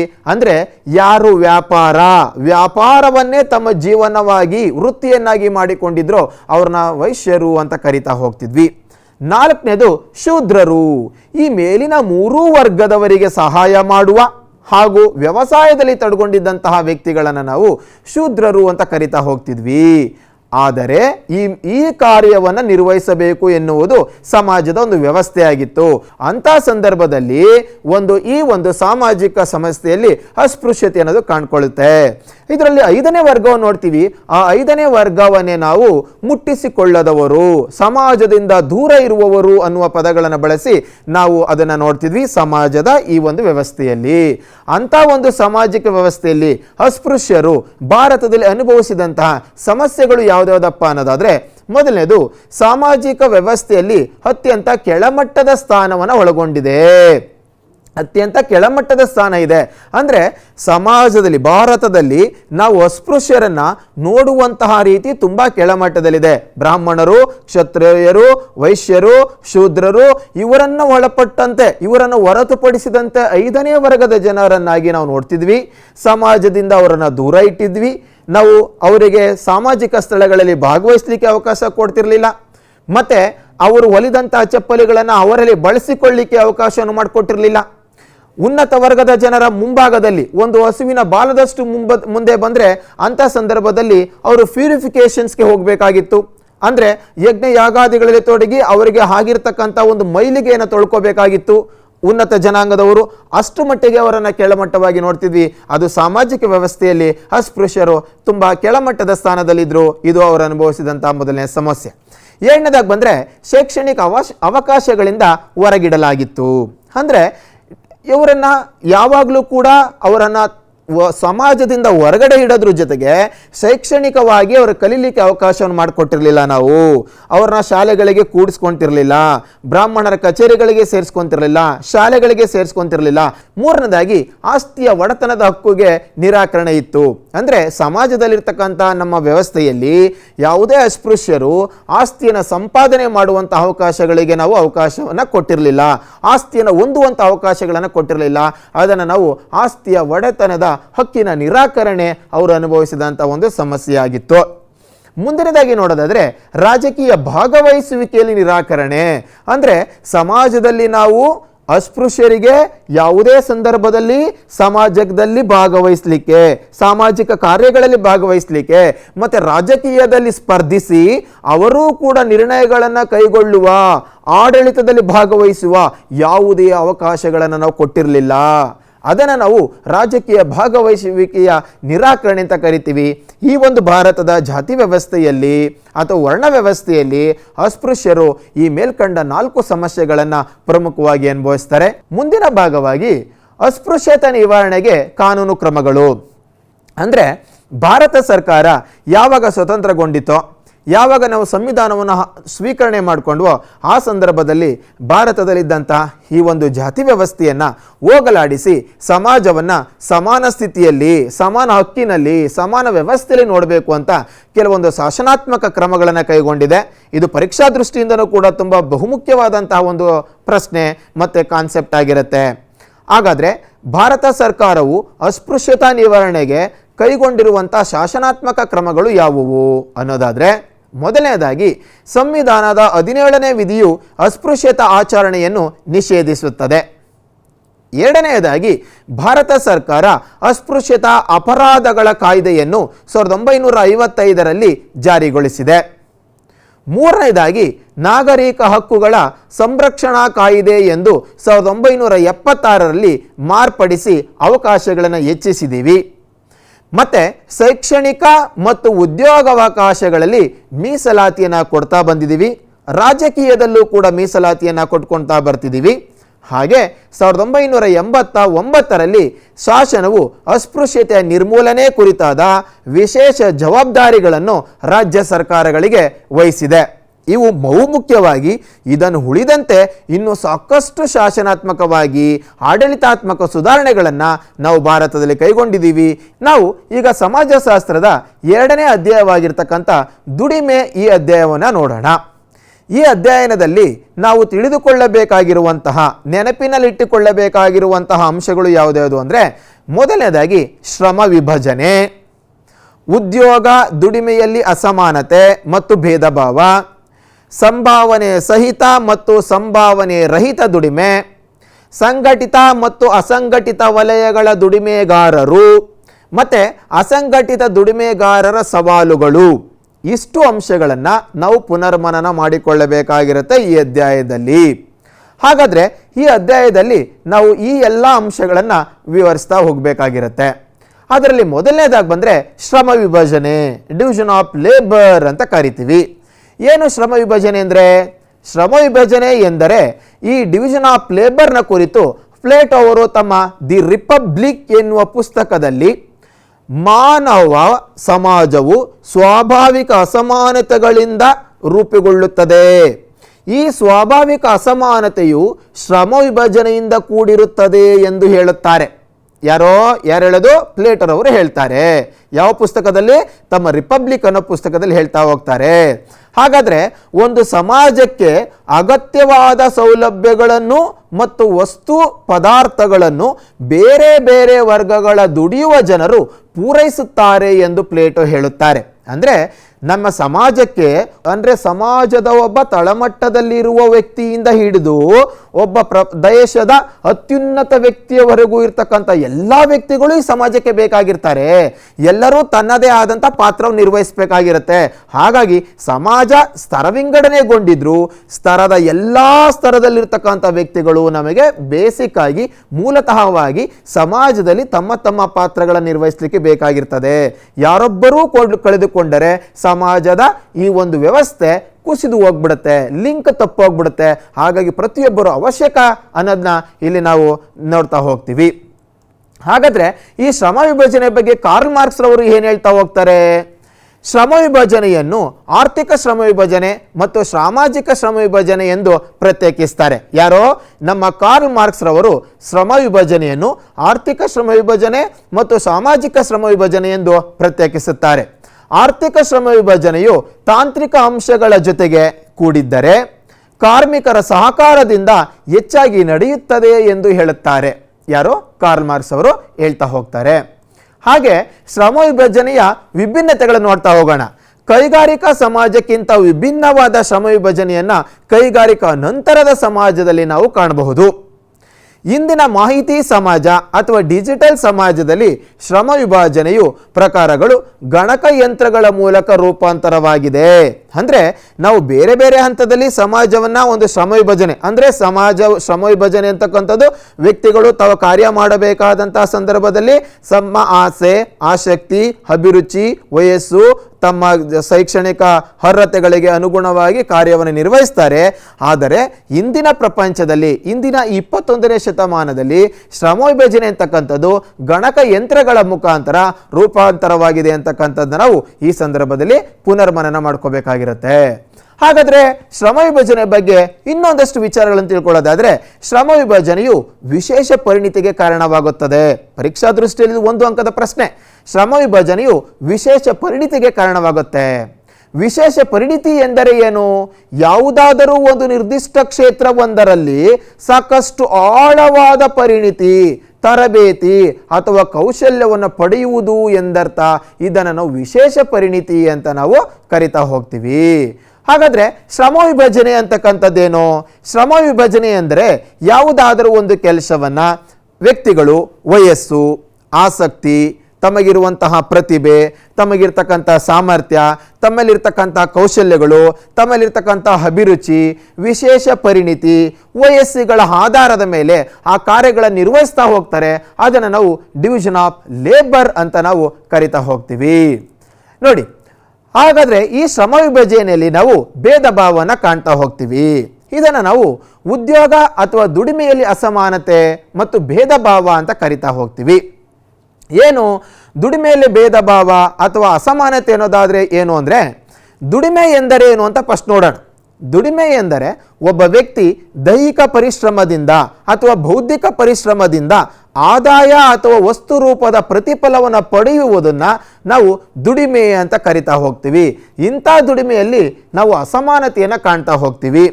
ಹಾಗಾದರೆ ಈ ದುಡಿಮೆಯಲ್ಲಿ ಅಸಮಾನತೆ ಹೇಗಿರುತ್ತೆ ಅನ್ನೋದನ್ನು ನೋಡೋಣ. ಸಮಾನ ಕೆಲಸಕ್ಕೆ ಸಮಾನ ವೇತನದ ನಿಯಮಕ್ಕೆ ವಿರುದ್ಧವಾಗಿ ನಡೆಯುವ ದುಡಿಮೆಯನ್ನು ದುಡಿಮೆಯಲ್ಲಿ ಅಸಮಾನತೆ ಎಂದು ಕರೆಯುತ್ತೇವೆ. ಇನ್ನು ವಿವರವಾಗಿ ತಿಳಿಯೋದಾದರೆ, ಇಬ್ಬರು ವ್ಯಕ್ತಿಗಳು ಒಂದೇ ಕೆಲಸವನ್ನು ಒಂದೇ ಸಮಯದಲ್ಲಿ ಮಾಡಿದಾಗ ಒಬ್ಬರಿಗೆ ಹೆಚ್ಚು ವೇತನವನ್ನು ಮತ್ತೊಬ್ಬರಿಗೆ ಕಡಿಮೆ ವೇತನವನ್ನು ನೀಡುವುದನ್ನು ದುಡಿಮೆಯಲ್ಲಿ ಭೇದ ಭಾವ, ಅಸಮಾನತೆ ಅಂತ ನಾವು ಕರಿತಾ ಹೋಗ್ತೀವಿ. ಇದು ದುಡಿಮೆ ಮತ್ತು ದುಡಿಮೆಯಲ್ಲಿನ ಅಸಮಾನತೆಯಾಗಿರುತ್ತೆ ಪ್ರೀತಿಯ ವಿದ್ಯಾರ್ಥಿಗಳೇ. ಹಾಗಾದರೆ ಈ ದುಡಿಮೆಯಲ್ಲಿ ನಾವು ಅಸಂಘಟಿತ ವಲಯಗಳು ಅಂತ ನೋಡ್ತೀವಿ, ಸಂಘಟಿತ ಮತ್ತು ಅಸಂಘಟಿತ ವಲಯಗಳನ್ನು ನೋಡ್ತಾ ಹೋಗ್ತೀವಿ. ಹಾಗಾದರೆ ಅಸಂಘಟಿತ ವಲಯಗಳಲ್ಲಿ ಅಸಮಾನತೆ ಹೇಗಿರುತ್ತೆ? ಅಸಮಾನತೆಯು ಅಸಂಘಟಿತ ವಲಯಗಳಲ್ಲಿ ಕಣ್ಣಿಗೆ ಕಾಣುತ್ತೆ. ಕೃಷಿ ವಲಯದ ದುಡಿಮೆಯ ಲಿಂಗ, ವಯಸ್ಸು, ಸಾಮರ್ಥ್ಯಗಳ ಆಧಾರದ ಮೇಲೆ ಕೆಲಸ ಕಾರ್ಯಗಳನ್ನು ಅಸಮಾನ ರೀತಿಯಲ್ಲಿ ಹಂಚಿಕೆಯಾಗಿರುತ್ತೆ. ಇಲ್ಲಿ ಮಹಿಳೆಯರಿಗೆ ದೊರಬೇಕಾದಂಥ ಸಮಾನ ಸಂಭಾವನೆಗಳು, ಪ್ರಶ್ನೆಗಳು ಗೌಣವಾಗಿರುತ್ತೆ. ಇದು ಅಸಂಘಟಿತ ವಲಯದಲ್ಲಿ ಅತಿ ಹೆಚ್ಚಾಗಿ ನೋಡ್ತಾ ಹೋಗ್ತೀವಿ. ಮತ್ತೆ ಸಂಭಾವನೆ ರಹಿತ ಮತ್ತು ಸಂಭಾವನೆ ಸಹಿತ ದುಡಿಮೆ ಅಂದರೆ ಏನು ಅಂತ ನೋಡೋಣ. ಮೊದಲನೇದಾಗಿ ಸಂಭಾವನೆ ರಹಿತ ದುಡಿಮೆಯನ್ನು ನೋಡೋಣ. ಸಂಭಾವನೆ ರಹಿತ ದುಡಿಮೆ ಒಬ್ಬರ ದುಡಿಮೆಗೆ ಪ್ರತಿಯಾಗಿ ಯಾವುದೇ ರೀತಿಯ ಸಂಭಾವನೆ ಅಥವಾ ವಸ್ತುಗಳ ರೂಪದಲ್ಲಿ ಯಾವುದೇ ಪ್ರತಿಫಲ ಇಲ್ಲದೆ ದುಡಿಮೆಯ ಚಟುವಟಿಕೆಗೆ ಸಂಭಾವನೆ ರಹಿತ ದುಡಿಮೆ ಎಂದು ಕರೆಯಲಾಗುತ್ತದೆ. ಹಾಗಾದರೆ ಸಂಭಾವನೆ ಸಹಿತ ದುಡಿಮೆ ಅಂದರೆ ಏನು? ಸಂಭಾವನೆ ಸಹಿತ ದುಡಿಮೆ ಅಂದರೆ ನಿಗದಿತ ವೇತನವನ್ನು ಗಂಟೆಗಳ ಆಧಾರದಲ್ಲಿ, ದಿನಗೂಲಿಯ ಆಧಾರದಲ್ಲಿ, ವಾರದ ಆಧಾರದಲ್ಲಿ ಅಥವಾ ತಿಂಗಳುಗಳ ಆಧಾರದಲ್ಲಿ ದೈಹಿಕ ಶ್ರಮಕ್ಕೆ, ವ್ಯಕ್ತಿಯ ಅರೆಕುಶಲ ಕೆಲಸಕ್ಕೆ ವೇತನವನ್ನು ಪಡ್ಕೊಂಡ್ರೆ ಅದನ್ನು ನಾವು ಸಂಭಾವನೆ ಸಹಿತ ದುಡಿಮೆ ಅಂತ ನಾವು ಕರಿತಾ ಹೋಗ್ತೀವಿ. ಸಂಭಾವನೆ ರಹಿತ, ಸಂಭಾವನೆ ಸಹಿತ ದುಡಿಮೆ. ಹಾಗಾದರೆ ಸಂಘಟಿತ ಮತ್ತು ಅಸಂಘಟಿತ ವಲಯಗಳ ದುಡಿಮೆಗಾರರ ಬಗ್ಗೆ ಮತ್ತೊಂದಷ್ಟನ್ನು ತಿಳ್ಕೊಳ್ಳೋಣ. ಸಂಘಟಿತ ವಲಯಗಳ ದುಡಿಮೆಗಾರರು ಯಾರು ಹಾಗಂದ್ರೆ, ಯಾವ ವಲಯವು ಸರ್ಕಾರದಲ್ಲಿ ನೋಂದಣಿಯಾಗಿ ಕಾನೂನಿನ ಚೌಕಟ್ಟಿನೊಳಗೆ ದುಡಿಯುವ ಕಾರ್ಮಿಕರಿಗೆ ನಿಗದಿತ ಕೆಲಸ, ಉದ್ಯೋಗದ ಭರವಸೆ, ನಿಗದಿತ ವೇತನವನ್ನು ಕಾನೂನಿನ ಚೌಕಟ್ಟಿನಲ್ಲಿ ನಿಗದಿಯಾಗಿರುತ್ತದೆಯೋ ಅದನ್ನು ನಾವು ಸಂಘಟಿತ ದುಡಿಮೆ ಅಥವಾ ಸಂಘಟಿತ ದುಡಿಮೆಗಾರರು ಅಂತ ನಾವು ಅವರನ್ನು ಕರಿತಾ ಹೋಗ್ತೀವಿ. ಅದೇ ರೀತಿ ಅಸಂಘಟಿತ ವಲಯಗಾರರು ಅಥವಾ ಅಸಂಘಟಿತ ದುಡಿಮೆಗಾರರು ಅಂದರೆ ಯಾರು ಅನ್ನೋದಾದರೆ, ಅಸಂಘಟಿತ ದುಡಿಮೆಯ ವಲಯಕ್ಕೆ ಸರ್ಕಾರದ ನೋಂದಣಿಗಳ ಅಗತ್ಯ ಇಲ್ಲ. ಈ ವಲಯದಲ್ಲಿ ಸರ್ಕಾರಗಳು ಯಾವುದೇ ಕಾನೂನು ನೀತಿ ನಿಯಮಗಳನ್ನು ಅನುಸರಿಸುವುದಿಲ್ಲ. ಈ ಕಾನೂನಿನಲ್ಲಿ ಅಂದರೆ ಈ ಅಸಂಘಟಿತ ವಲಯದಲ್ಲಿ ಕಾನೂನಿನ ಯಾವುದೇ ಚೌಕಟ್ಟಿಗೆ ಅಸಂಘಟಿತ ವಲಯ ಒಳಪಡುವುದಿಲ್ಲ. ಮತ್ತೊಂದು ಮುಖ್ಯವಾದ ಅಂಶ, ಇಲ್ಲಿ ತೆರಿಗೆ ವ್ಯವಸ್ಥೆ ಇಲ್ಲ. ಇದು ಅಸಂಘಟಿತ ವಲಯ ದುಡಿಮೆಗಾರರಾಗಿರ್ತಾರೆ. ಹಾಗಾದರೆ ಅಸಂಘಟಿತ ವಲಯದ ದುಡಿಮೆಗಾರರ ಬಗ್ಗೆ ಮತ್ತೊಂದಷ್ಟು ತಿಳಿಯೋದಾದರೆ ಇಲ್ಲಿ ದುಡಿಮೆಯ ಸಮಯ ನಿಗದಿಯಾಗಿರುವುದಿಲ್ಲ. ಇದಕ್ಕಿಂತಲೂ ಮುಖ್ಯವಾಗಿ ಹಗಲು ರಾತ್ರಿ ರಜೆ ದಿನಗಳು ಸೇರಿದಂತೆ ಎಲ್ಲ ದಿನಗಳಲ್ಲಿಯೂ ಈ ವಲಯದ ದುಡಿಮೆಗಾರರು ದುಡಿಯುತ್ತಾರೆ. ಇಲ್ಲಿ ದುಡಿಯುವ ಕಾರ್ಮಿಕರು ಬಹುತೇಕ ಸಂದರ್ಭದಲ್ಲಿ ದಿನಗೂಲಿಯ ಆಧಾರದಲ್ಲಿ ದುಡಿಯುತ್ತಿರುತ್ತಾರೆ ಅನ್ನೋದು ನಾವು ನೆನಪಿನಲ್ಲಿಟ್ಟುಕೊಳ್ಳಬೇಕಾದಂಥ ಅಂಶಗಳಾಗಿರುತ್ತೆ. ಹಾಗಾದರೆ ಅಸಂಘಟಿತ ದುಡಿಮೆಗಾರರ ಸವಾಲುಗಳು ಯಾವುವು ಅನ್ನೋದಾದರೆ, ಅಸಂಘಟಿತ ವಲಯಗಳಲ್ಲಿ ದುಡಿಯುತ್ತಿರುವವರು ಅನೇಕ ಸಾಮಾಜಿಕ ಆರ್ಥಿಕ ಸವಾಲುಗಳನ್ನು ಎದುರಿಸ್ತಾ ಇದ್ದಾರೆ. ಈ ವಲಯದಲ್ಲಿ ದುಡಿಯುವವರಿಗೆ ನಿಗದಿತ ಕೆಲಸವಾಗಲಿ, ನಿಗದಿತ ವೇತನವಾಗಲಿ, ನಿಗದಿತ ಸೌಲಭ್ಯಗಳಾಗಲಿ ಇರುವುದಿಲ್ಲ. ಕನಿಷ್ಠ ವೇತನವೂ ಸಿಗುವುದಿಲ್ಲ. ಹಾಗಾದರೆ ಇವರು ಎದುರಿಸುತ್ತಿರುವಂತಹ ಸವಾಲುಗಳು ಯಾವುವು ಅನ್ನೋದಾದರೆ, ವಲಸೆ ಇವರ ಮೊದಲ ಸವಾಲಾಗಿರುತ್ತೆ. ಸಾಮಾಜಿಕ ಭದ್ರತೆ ಇಲ್ಲದೆ ಇರತಕ್ಕಂಥದ್ದು ಎರಡನೇ ಸವಾಲಾಗಿದೆ. ಕಾನೂನಿನ ಚೌಕಟ್ಟು ಇವರು ಮಾಡುವ ಕೆಲಸಗಳಿಗೆ ಇಲ್ಲದೆ ಇರತಕ್ಕಂಥದ್ದು ಮೂರನೇ ಸವಾಲಾಗಿದೆ. ಬಾಲ ಕಾರ್ಮಿಕರು, ಇಲ್ಲಿ ದುಡಿಯುವ ಬಹುತೇಕ ಮಕ್ಕಳು ಬಾಲ ಕಾರ್ಮಿಕರಾಗಿರುವುದು ಇಲ್ಲಿ ನಾಲ್ಕನೇ ಸಮಸ್ಯೆಯಾಗಿ ಮಾರ್ಪಟ್ಟಿದೆ. ಇಲ್ಲಿ ದುಡಿಯುವ ವ್ಯಕ್ತಿಗಳಿಗೆ, ಮಕ್ಕಳಿಗೆ ದೈಹಿಕವಾಗಿ ಮಾನಸಿಕವಾಗಿ ದೌರ್ಜನ್ಯಕ್ಕೊಳಪಡ್ತಾ ಇರತಕ್ಕಂಥದ್ದು, ಒಳಗಾಗಿರ್ತಕ್ಕಂಥದ್ದು ಇವರು ಅನುಭವಿಸ್ತಿರ್ತಕ್ಕಂಥ ಸವಾಲುಗಳಾಗಿದೆ.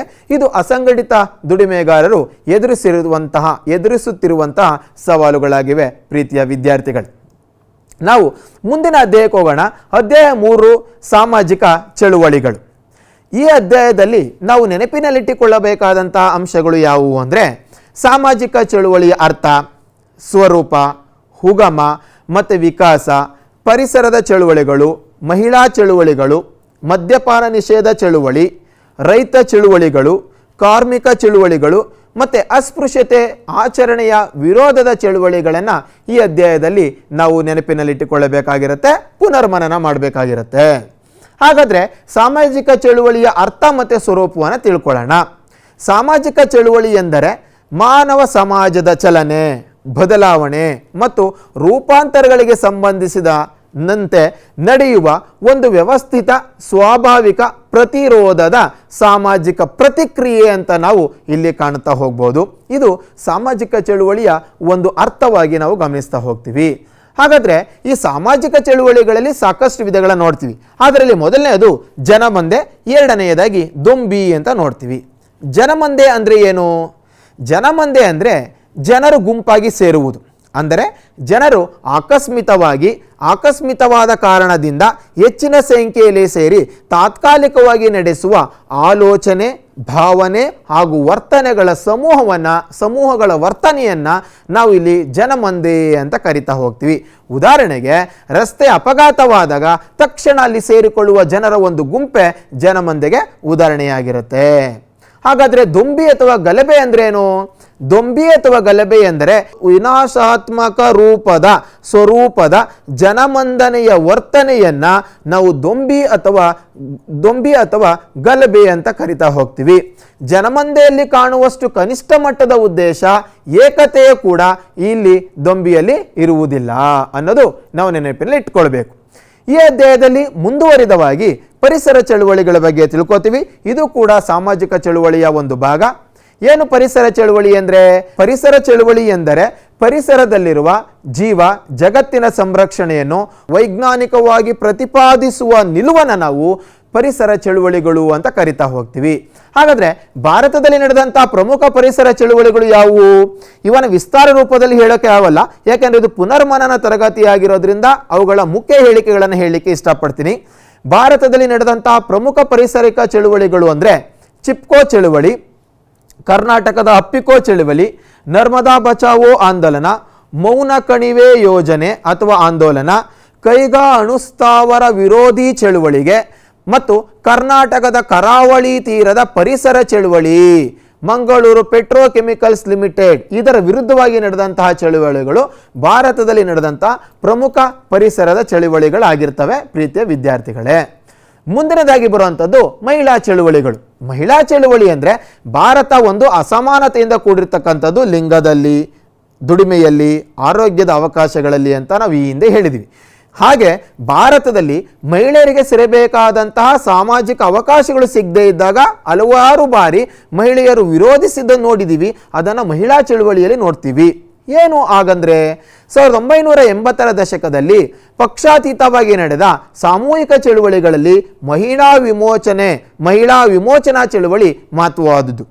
ಪುರುಷರ ಪ್ರಾಧಾನ್ಯವಾದ ಈ ಅಸಮಾನತೆಯ ದೃಷ್ಟಿಕೋನಗಳು ಮಹಿಳೆಯ ಮೇಲೆ ಪುರುಷ ಪ್ರಾಧಾನ್ಯ ಸಂಸ್ಕೃತಿ ನಡೆಸಿದ ದರ್ಪ, ಶೋಷಣೆ, ದೌರ್ಜನ್ಯಗಳ ವಿರುದ್ಧ ಮಹಿಳೆಯರು ನಡೆಸಿದ ಪ್ರತಿಭಟನೆಯನ್ನ ಮಹಿಳಾ ಚಳುವಳಿಗಳು ಅಂತ ನಾವು ಕರಿತಾ ಹೋಗ್ತೀವಿ. ಇದರಲ್ಲಿ ಬರುವಂಥದ್ದು ಮದ್ಯಪಾನ ನಿಷೇಧ ಚಳುವಳಿ. ಈ ಮಹಿಳೆಯರು ರೂಪಿಸಿದ ಪ್ರಮುಖ ಚಳುವಳಿಗಳಲ್ಲಿ ಪಾನ ನಿಷೇಧ ಚಳುವಳಿ ಪ್ರಮುಖವಾದುದು.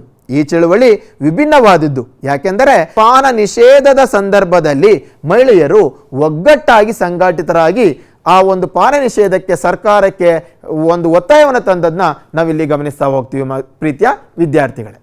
ಈ ಮದ್ಯಪಾನ ನಿಷೇಧ ಚಳುವಳಿಯಲ್ಲಿ ಇದೆಲ್ಲದರ ನಡುವೆಯೂ ಕೂಡ ಹಾಸನ, ಕೋಲಾರ, ಮಂಡ್ಯ, ಚಾಮರಾಜನಗರ ಇನ್ನು ಮುಂತಾದ ಜಿಲ್ಲೆಗಳಲ್ಲಿ ಮಹಿಳೆಯರು ಈ ಪಾನ ನಿಷೇಧದ ಪರವಾಗಿ ಅಂದರೆ ಅದನ್ನು ಪಾನ ಮಾಡುವುದನ್ನು ವಿರೋಧವಾಗಿ ವ್ಯಕ್ತಪಡಿಸಿ ಒಂದು ಚಳುವಳಿಯನ್ನು ಮಾಡಿರೋದನ್ನು ನೋಡ್ತೀವಿ. ಯಾಕೆ ಅಂದರೆ ಕೂಲಿ ಕಾರ್ಮಿಕರು ತಮ್ಮ ಅತ್ಯಲ್ಪ ದುಡಿಮೆಯನ್ನು ಕುಡಿತಕ್ಕೆ ಹಾಕುವ ಮೂಲಕ ತಮ್ಮ ಚಟಕ್ಕಾಗಿ ಚಿಕ್ಕ ಚಿಕ್ಕ ಮಕ್ಕಳನ್ನು ದುಡಿಮೆಗೆ ಕಳುಹಿಸುವುದರ ಮುಖಾಂತರ ಹೆಂಡತಿಯನ್ನ ದುಡಿಮೆಯಿಂದ ಬರುವ ಹಣವನ್ನೂ ಕಸಿದು ಮದ್ಯಪಾನಕ್ಕೆ ಬಳಸ್ತಾ ಇರ್ತಾರೆ. ಇದರ ವಿರುದ್ಧವಾಗಿ ಅವರು ಹೋರಾಟ ನಡೆಸ್ತಾರೆ. ಇದು ಕೂಡ ಒಂದು ಚಳುವಳಿಯ ಭಾಗವಾಗಿರುತ್ತೆ. ಮುಂದಿನದಾಗಿ ರೈತ ಚಳುವಳಿ. ಈ ಏನು ರೈತ ಚಳುವಳಿ ಅಂದರೆ ಕರ ನಿರಾಕರಣೆಯ ಮೂಲಕ ಪ್ರಾರಂಭವಾಗುವ ಕೃಷಿಕರ ಪ್ರತಿಭಟನೆಗಳು ಕೃಷಿಕರು ಆವರಿಸಿರುವ ಆರ್ಥಿಕ ಬಿಕ್ಕಟ್ಟುಗಳ ವಿರುದ್ಧ 20ನೇ ಶತಮಾನದಲ್ಲಿ ಮತ್ತು 80ರ ದಶಕದಲ್ಲಿ ಅನೇಕ ಜನಾಂದೋಲನಗಳನ್ನು ನಡೆಸಿವೆ. ಅದರಲ್ಲಿ ಕರ್ನಾಟಕದಲ್ಲಿ 70ರ ದಶಕದಲ್ಲಿ ಅಧಿಕಾರಕ್ಕೆ ಬಂದ ಡಿ ದೇವರಾಜ ಅರಸು ಬಹುದೊಡ್ಡ ರೀತಿಯಲ್ಲಿ ಸಾಮಾಜಿಕ ಪರಿವರ್ತನೆಗೆ ನಾಂದಿಯನ್ನು ಹಾಡಿದ್ರು. ಹಾಗಾದರೆ ಈ ಡಿ ದೇವರಾಜ ಅರಸುರವರು ಮಾಡಿದಂತಹ ಸಾಧನೆಗಳು ಏನೇನು ಅಂತ ನೋಡೋದಾದ್ರೆ, ಜಾತಿ ವ್ಯವಸ್ಥೆಯ ಬಂದಿಗಳಾದ ಸಾಮಾಜಿಕ ದುರ್ಬಲ ವಿಮೋಚನೆಗೆ ಪೂರಕವಾದಂತಹ ಶಾಸನಗಳನ್ನು ಜಾರಿಗೆ ತರುವ ಪ್ರಯತ್ನವನ್ನು ನಡೆಸಿದರು. ಗೇಣಿದಾರರನ್ನು ಭೂಮಾಲೀಕರ ಹಿಡಿತದಿಂದ ಬಿಡುಗಡೆಗೊಳಿಸ್ತಾರೆ. ಜೀತ ಪದ್ಧತಿಯ ರದ್ದತಿಯನ್ನು ಮಾಡ್ತಾರೆ. ಬಡವರ ಋಣ ಪರಿಹಾರ ಕಾಯ್ದೆಯನ್ನು ಜಾರಿಗೆ ತರ್ತಾರೆ. ಅಂದಿನ ಸಚಿವರಾಗಿದ್ದಂತಹ ಬಸವಲಿಂಗಪ್ಪನವರ ಆಶಯವನ್ನು ಒಳಗೊಂಡಂತೆ ತಲೆಯ ಮೇಲೆ ಮಲ ಹೊರುವ ಅಮಾನವೀಯ ರೂಢಿಯ ನಿರ್ಮೂಲನೆಯನ್ನು ಕೂಡ ಇವರು ಜಾರಿಗೊಳಿಸೋದು ನೋಡ್ತೀವಿ. ಕೊನೆಯದಾಗಿ ಅಸ್ಪೃಶ್ಯತೆ ಆಚರಣೆಯ ವಿರೋಧದ ಚಳುವಳಿ. ಅಸ್ಪೃಶ್ಯತೆ ಆಚರಣೆ ವಿರೋಧ ಚಳುವಳಿಯು ಚರಿತ್ರೆಯನ್ನು 19ನೇ ಶತಮಾನದಿಂದ ಗುರುತಿಸಬಹುದು. ಮಹಾರಾಷ್ಟ್ರದ ಜ್ಯೋತಿರಾವ್ ಫುಲೆಯವರು ಅಸ್ಪೃಶ್ಯರು ಮತ್ತು ಹಿಂದುಳಿದ ವರ್ಗದವರನ್ನು ಒಳಗೊಂಡ ಚಳುವಳಿಯನ್ನು ಆರಂಭಿಸ್ತಾರೆ. ಡಾಕ್ಟರ್ BR ಅಂಬೇಡ್ಕರ್ ಅವರ ಚಿಂತನೆ ಮತ್ತು ಹೋರಾಟದೊಂದಿಗೆ ಅಸ್ಪೃಶ್ಯತೆ ಆಚರಣೆ ವಿರೋಧ ಚಳುವಳಿಯು ತೀವ್ರ ಸ್ವರೂಪವನ್ನು ಪಡೆಯುತ್ತಾ ಹೋಗುತ್ತೆ. 1925ರಲ್ಲಿ ಪೆರಿಯಾರ್ ರಾಮಸ್ವಾಮಿಯರವರು ಕೂಡ ಆತ್ಮಗೌರವ ಚಳುವಳಿಯನ್ನು ಪ್ರಾರಂಭಿಸ್ತಾರೆ. ಈ ಎಲ್ಲ ಅಂಶಗಳು ಅಸ್ಪೃಶ್ಯತೆ ಆಚರಣೆಯ ವಿರೋಧ ಚಳುವಳಿಗಳಾಗಿ ಬರ್ತವೆ. ಒಟ್ಟಾರೆ ಈ ಅಧ್ಯಾಯದಲ್ಲಿ ನಾವು ಸಮಾಜದಲ್ಲಿ ನಡೆದಂತಹ ಭಾರತದಲ್ಲಿ ನಡೆದಂತಹ ವಿವಿಧ ರೀತಿಯ ಹೋರಾಟಗಳನ್ನು ಸಾಮಾಜಿಕ ಚಳುವಳಿಗಳಾಗಿ ನಾವು ಅಭ್ಯಾಸ ಮಾಡಿಕೊಂಡು ಬಂದ್ವಿ. ಈಗ ಕೊನೆಯ ಅಧ್ಯಾಯ ಸಾಮಾಜಿಕ ಸಮಸ್ಯೆಗಳು. ಈ ಅಧ್ಯಯನದಲ್ಲಿ ನಾವು ಗಮನಿಸಬೇಕಾದಂತಹ ಅಂಶಗಳು ಯಾವುವು ಅಂದರೆ ಬಾಲಕಾರ್ಮಿಕರು, ಮಕ್ಕಳ ಮೇಲಿನ ಲೈಂಗಿಕ ದೌರ್ಜನ್ಯ, ಹೆಣ್ಣು ಭ್ರೂಣ ಹತ್ಯೆ, ಹಸಿವು ಮತ್ತು ಅಪೌಷ್ಟಿಕತೆ, ಲಿಂಗ ತಾರತಮ್ಯ, ಬಾಲ್ಯ ವಿವಾಹ, ಮಕ್ಕಳ ಸಾಗಾಣಿಕೆ, ಕಳ್ಳ ಸಾಗಾಣಿಕೆ ಅಥವಾ ಮಾರಾಟ, ಈ ಮುಕ್ತಿಗಾಗಿ ಕೈಗೊಳ್ಳಬಹುದಾದಂಥ ಕ್ರಮಗಳ ಬಗ್ಗೆ ಈ ಅಧ್ಯಯನದಲ್ಲಿ ನಾವು ತಿಳ್ಕೋಬೇಕಾಗಿರುತ್ತೆ. ಅದರಲ್ಲಿ ಮೊದಲಿಗೆ ಬಾಲಕಾರ್ಮಿಕರನ್ನು ನೋಡೋಣ. ಯಾರು ಬಾಲಕಾರ್ಮಿಕರು ಅಂದರೆ ಸಾಮಾನ್ಯವಾಗಿ ಅಪ್ರಾಪ್ತ ವಯಸ್ಸಿನ ಮಕ್ಕಳ ದುಡಿಮೆಯನ್ನು ಬಾಲಕಾರ್ಮಿಕರು ಎಂದು ಕರೆಯಲಾಗುತ್ತೆ. ಭಾರತ ಸಂವಿಧಾನದ ಪ್ರಕಾರ 14 ವರ್ಷಕ್ಕಿಂತ ಕಡಿಮೆ ವಯಸ್ಸಿನ ಮಕ್ಕಳು ಆರ್ಥಿಕ ಸಂಪಾದನೆಯ ಉದ್ದೇಶದಿಂದ ದುಡಿಮೆ ಮಾಡುತ್ತಿದ್ದರೆ ಅಂಥವರನ್ನು ನಾವು ಬಾಲಕಾರ್ಮಿಕರು ಅಂತ ಕರಿತಾ ಹೋಗ್ತೀವಿ. ಹಾಗಾದರೆ ಬಾಲಕಾರ್ಮಿಕರ ನಿಷೇಧ ಕಾಯಿದೆ ಯಾವಾಗ ಬಂತು ಅಂದರೆ 1986ರಲ್ಲಿ ಬರುತ್ತೆ. ಇದರ ಪ್ರಮುಖ ಅಂಶಗಳು ಯಾವುದು ಅನ್ನೋದಾದರೆ, ಈ ಕಾಯ್ದೆಯ ಪ್ರಕಾರ 14 ವರ್ಷದ ಒಳಗಿನ ಯಾವುದೇ ಮಕ್ಕಳನ್ನು ಯಾವುದೇ ಕಾರಣಕ್ಕೂ ಯಾವುದೇ ಕ್ಷೇತ್ರದಲ್ಲಿ ಎಲ್ಲಿಯೂ ಕೂಡ ದುಡಿಸುವಂತಿಲ್ಲ. ಹಾಗೆಯೇ ಯಾವುದೇ ಕುಟುಂಬದವರು ಕೂಡ ಅವರ ಹೊಲ, ಗದ್ದೆ, ವ್ಯಾಪಾರಗಳು ಮತ್ತು ಅವರ ಇನ್ನಿತರ ಕ್ಷೇತ್ರಗಳಲ್ಲಿ 14 ವರ್ಷದ ಒಳಗಿನ ಮಕ್ಕಳನ್ನು, ಸ್ವಂತ ಮಕ್ಕಳನ್ನೂ ಕೂಡ ಶಾಲೆಯ ಅವಧಿಯಲ್ಲಿ ಕೆಲಸಕ್ಕೆ ಇಟ್ಟುಕೊಳ್ಳುವಂತಿಲ್ಲ ಅನ್ನುವುದನ್ನು 1986ರ ಬಾಲಕಾರ್ಮಿಕ ಅಥವಾ ಹದಿಹರೆಯದವರ ದುಡಿಮೆ ನಿಷೇಧ ಪದ್ಧತಿಯ ಮುಖಾಂತರ, ಕಾಯ್ದೆಯ ಮುಖಾಂತರ ಹೇಳುತ್ತೆ. ಹಾಗೆ ಮಕ್ಕಳ ದುಡಿಮೆ ಅಥವಾ ಬಾಲಕಾರ್ಮಿಕತೆಗೆ ಕಾರಣಗಳೇನು ಅನ್ನೋದನ್ನ ನೋಡಬೇಕಾಗಿರುತ್ತೆ. ಯಾಕೆ ಮಕ್ಕಳು ಬಾಲಕಾರ್ಮಿಕರಾಗ್ತಾರೆ ಅನ್ನೋದಾದರೆ ಅವರಲ್ಲಿರುವಂತಹ ಬಡತನ. ಹಾಗಾದರೆ ಅಸಂಘಟಿತ, ಬಹುತೇಕವಾಗಿ ಇವರು ಅಸಂಘಟಿತ ವಲಯದಲ್ಲಿ ಅವರು ಕೆಲಸ ಮಾಡೋದನ್ನ ನೋಡ್ತಾ ಇರ್ತೀವಿ. ಯಾಕೆ ಈಗ ಬರ್ತಾರೆ, ಯಾಕೆ ಅವರು ಈ ಕ್ಷೇತ್ರಗಳಲ್ಲಿ ದುಡಿಲಿಕ್ಕೆ ಬರ್ತಾರೆ ಅಂದರೆ ಬರದಿಂದ ಉಂಟಾಗುವ ಬಿಕ್ಕಟ್ಟುಗಳು. ಅತಿಯಾದ ಮಳೆಯಾದರೆ ಅತಿವೃಷ್ಟಿ, ಮಳೆಯಾಗದಿದ್ದರೆ ಅನಾವೃಷ್ಟಿ. ಈ ಸಂದರ್ಭದಲ್ಲಿ ಮಕ್ಕಳು ದುಡಿಮೆಗೆ ಬರ್ತಾರೆ. ಮತ್ತು ವಲಸೆ ಹೋಗೋದು ಪೋಷಕರ ದುಶ್ಚಟಗಳಿಂದ, ಅಥವಾ ಎಲ್ಲ ಮಕ್ಕಳಿಗೂ 10ನೇ ತರಗತಿವರೆಗೆ ಶಿಕ್ಷಣ ಸಂಪೂರ್ಣವಾಗಿ ಉಚಿತವಾಗಿ ದೊರೆಯದೇ ಇರತಕ್ಕಂಥದ್ದು ಕೂಡ ಮಕ್ಕಳು ದುಡಿಮೆಯಲ್ಲಿ ತೊಡಗಿಸ್ಕೊಳ್ಳಿಕ್ಕೆ ಕಾರಣವಾಗಿರಬಹುದು ಅಂತ ನಾವು ಪಟ್ಟಿ ಮಾಡಬಹುದಾಗಿದೆ. ಹಾಗಾದರೆ ಮಕ್ಕಳು ದುಡಿಮೆಗೆ ಹೋದರೆ 18 ವರ್ಷಕ್ಕಿಂತ ಅಥವಾ 14 ವರ್ಷಕ್ಕಿಂತ ಒಳಗಡೆ ಇರ್ತಕ್ಕಂಥ ಮಕ್ಕಳುಗಳು ದುಡಿಮೆ ಮಾಡಿದರೆ ಏನು ಅನಾಹುತ ಆಗುತ್ತೆ ಅವರ ಮೇಲೆ ಅನ್ನೋದಾದರೆ ಅದು ದೈಹಿಕ ಮತ್ತು ಮಾನಸಿಕ ಕಾಯಿಲೆಗಳಿಗೆ ಒಳಗಾಗ್ತಾರೆ, ಶಿಕ್ಷಣದಿಂದ ವಂಚಿತರಾಗ್ತಾರೆ, ಅನಕ್ಷರಸ್ಥರಾಗ್ತಾರೆ, ಬಾಲ್ಯ ವಿವಾಹಗಳಾಗುವ ಸಾಧ್ಯತೆಗಳು ಹೆಚ್ಚು, ಮಕ್ಕಳ ಮಾರಾಟಗಳಾಗಿ ಬಿಡಬಹುದು, ಸಮಾಜ ವಿರೋಧಿ ಚಟುವಟಿಕೆಗಳಿಗೆ ಅವಕಾಶ ಮಾಡಿಕೊಡಬಹುದು. ಮತ್ತು ಇಂಥ ಸಂದರ್ಭದಲ್ಲಿ ಮಕ್ಕಳು ದುಡಿಬೇಕಾದಾಗ ಅವರ ಮೇಲೆ ಮಾನಸಿಕವಾಗಿ, ಲೈಂಗಿಕವಾಗಿ, ದೈಹಿಕವಾಗಿ ದೌರ್ಜನ್ಯಕ್ಕೆ ಒಳಗಾಗಬಹುದು.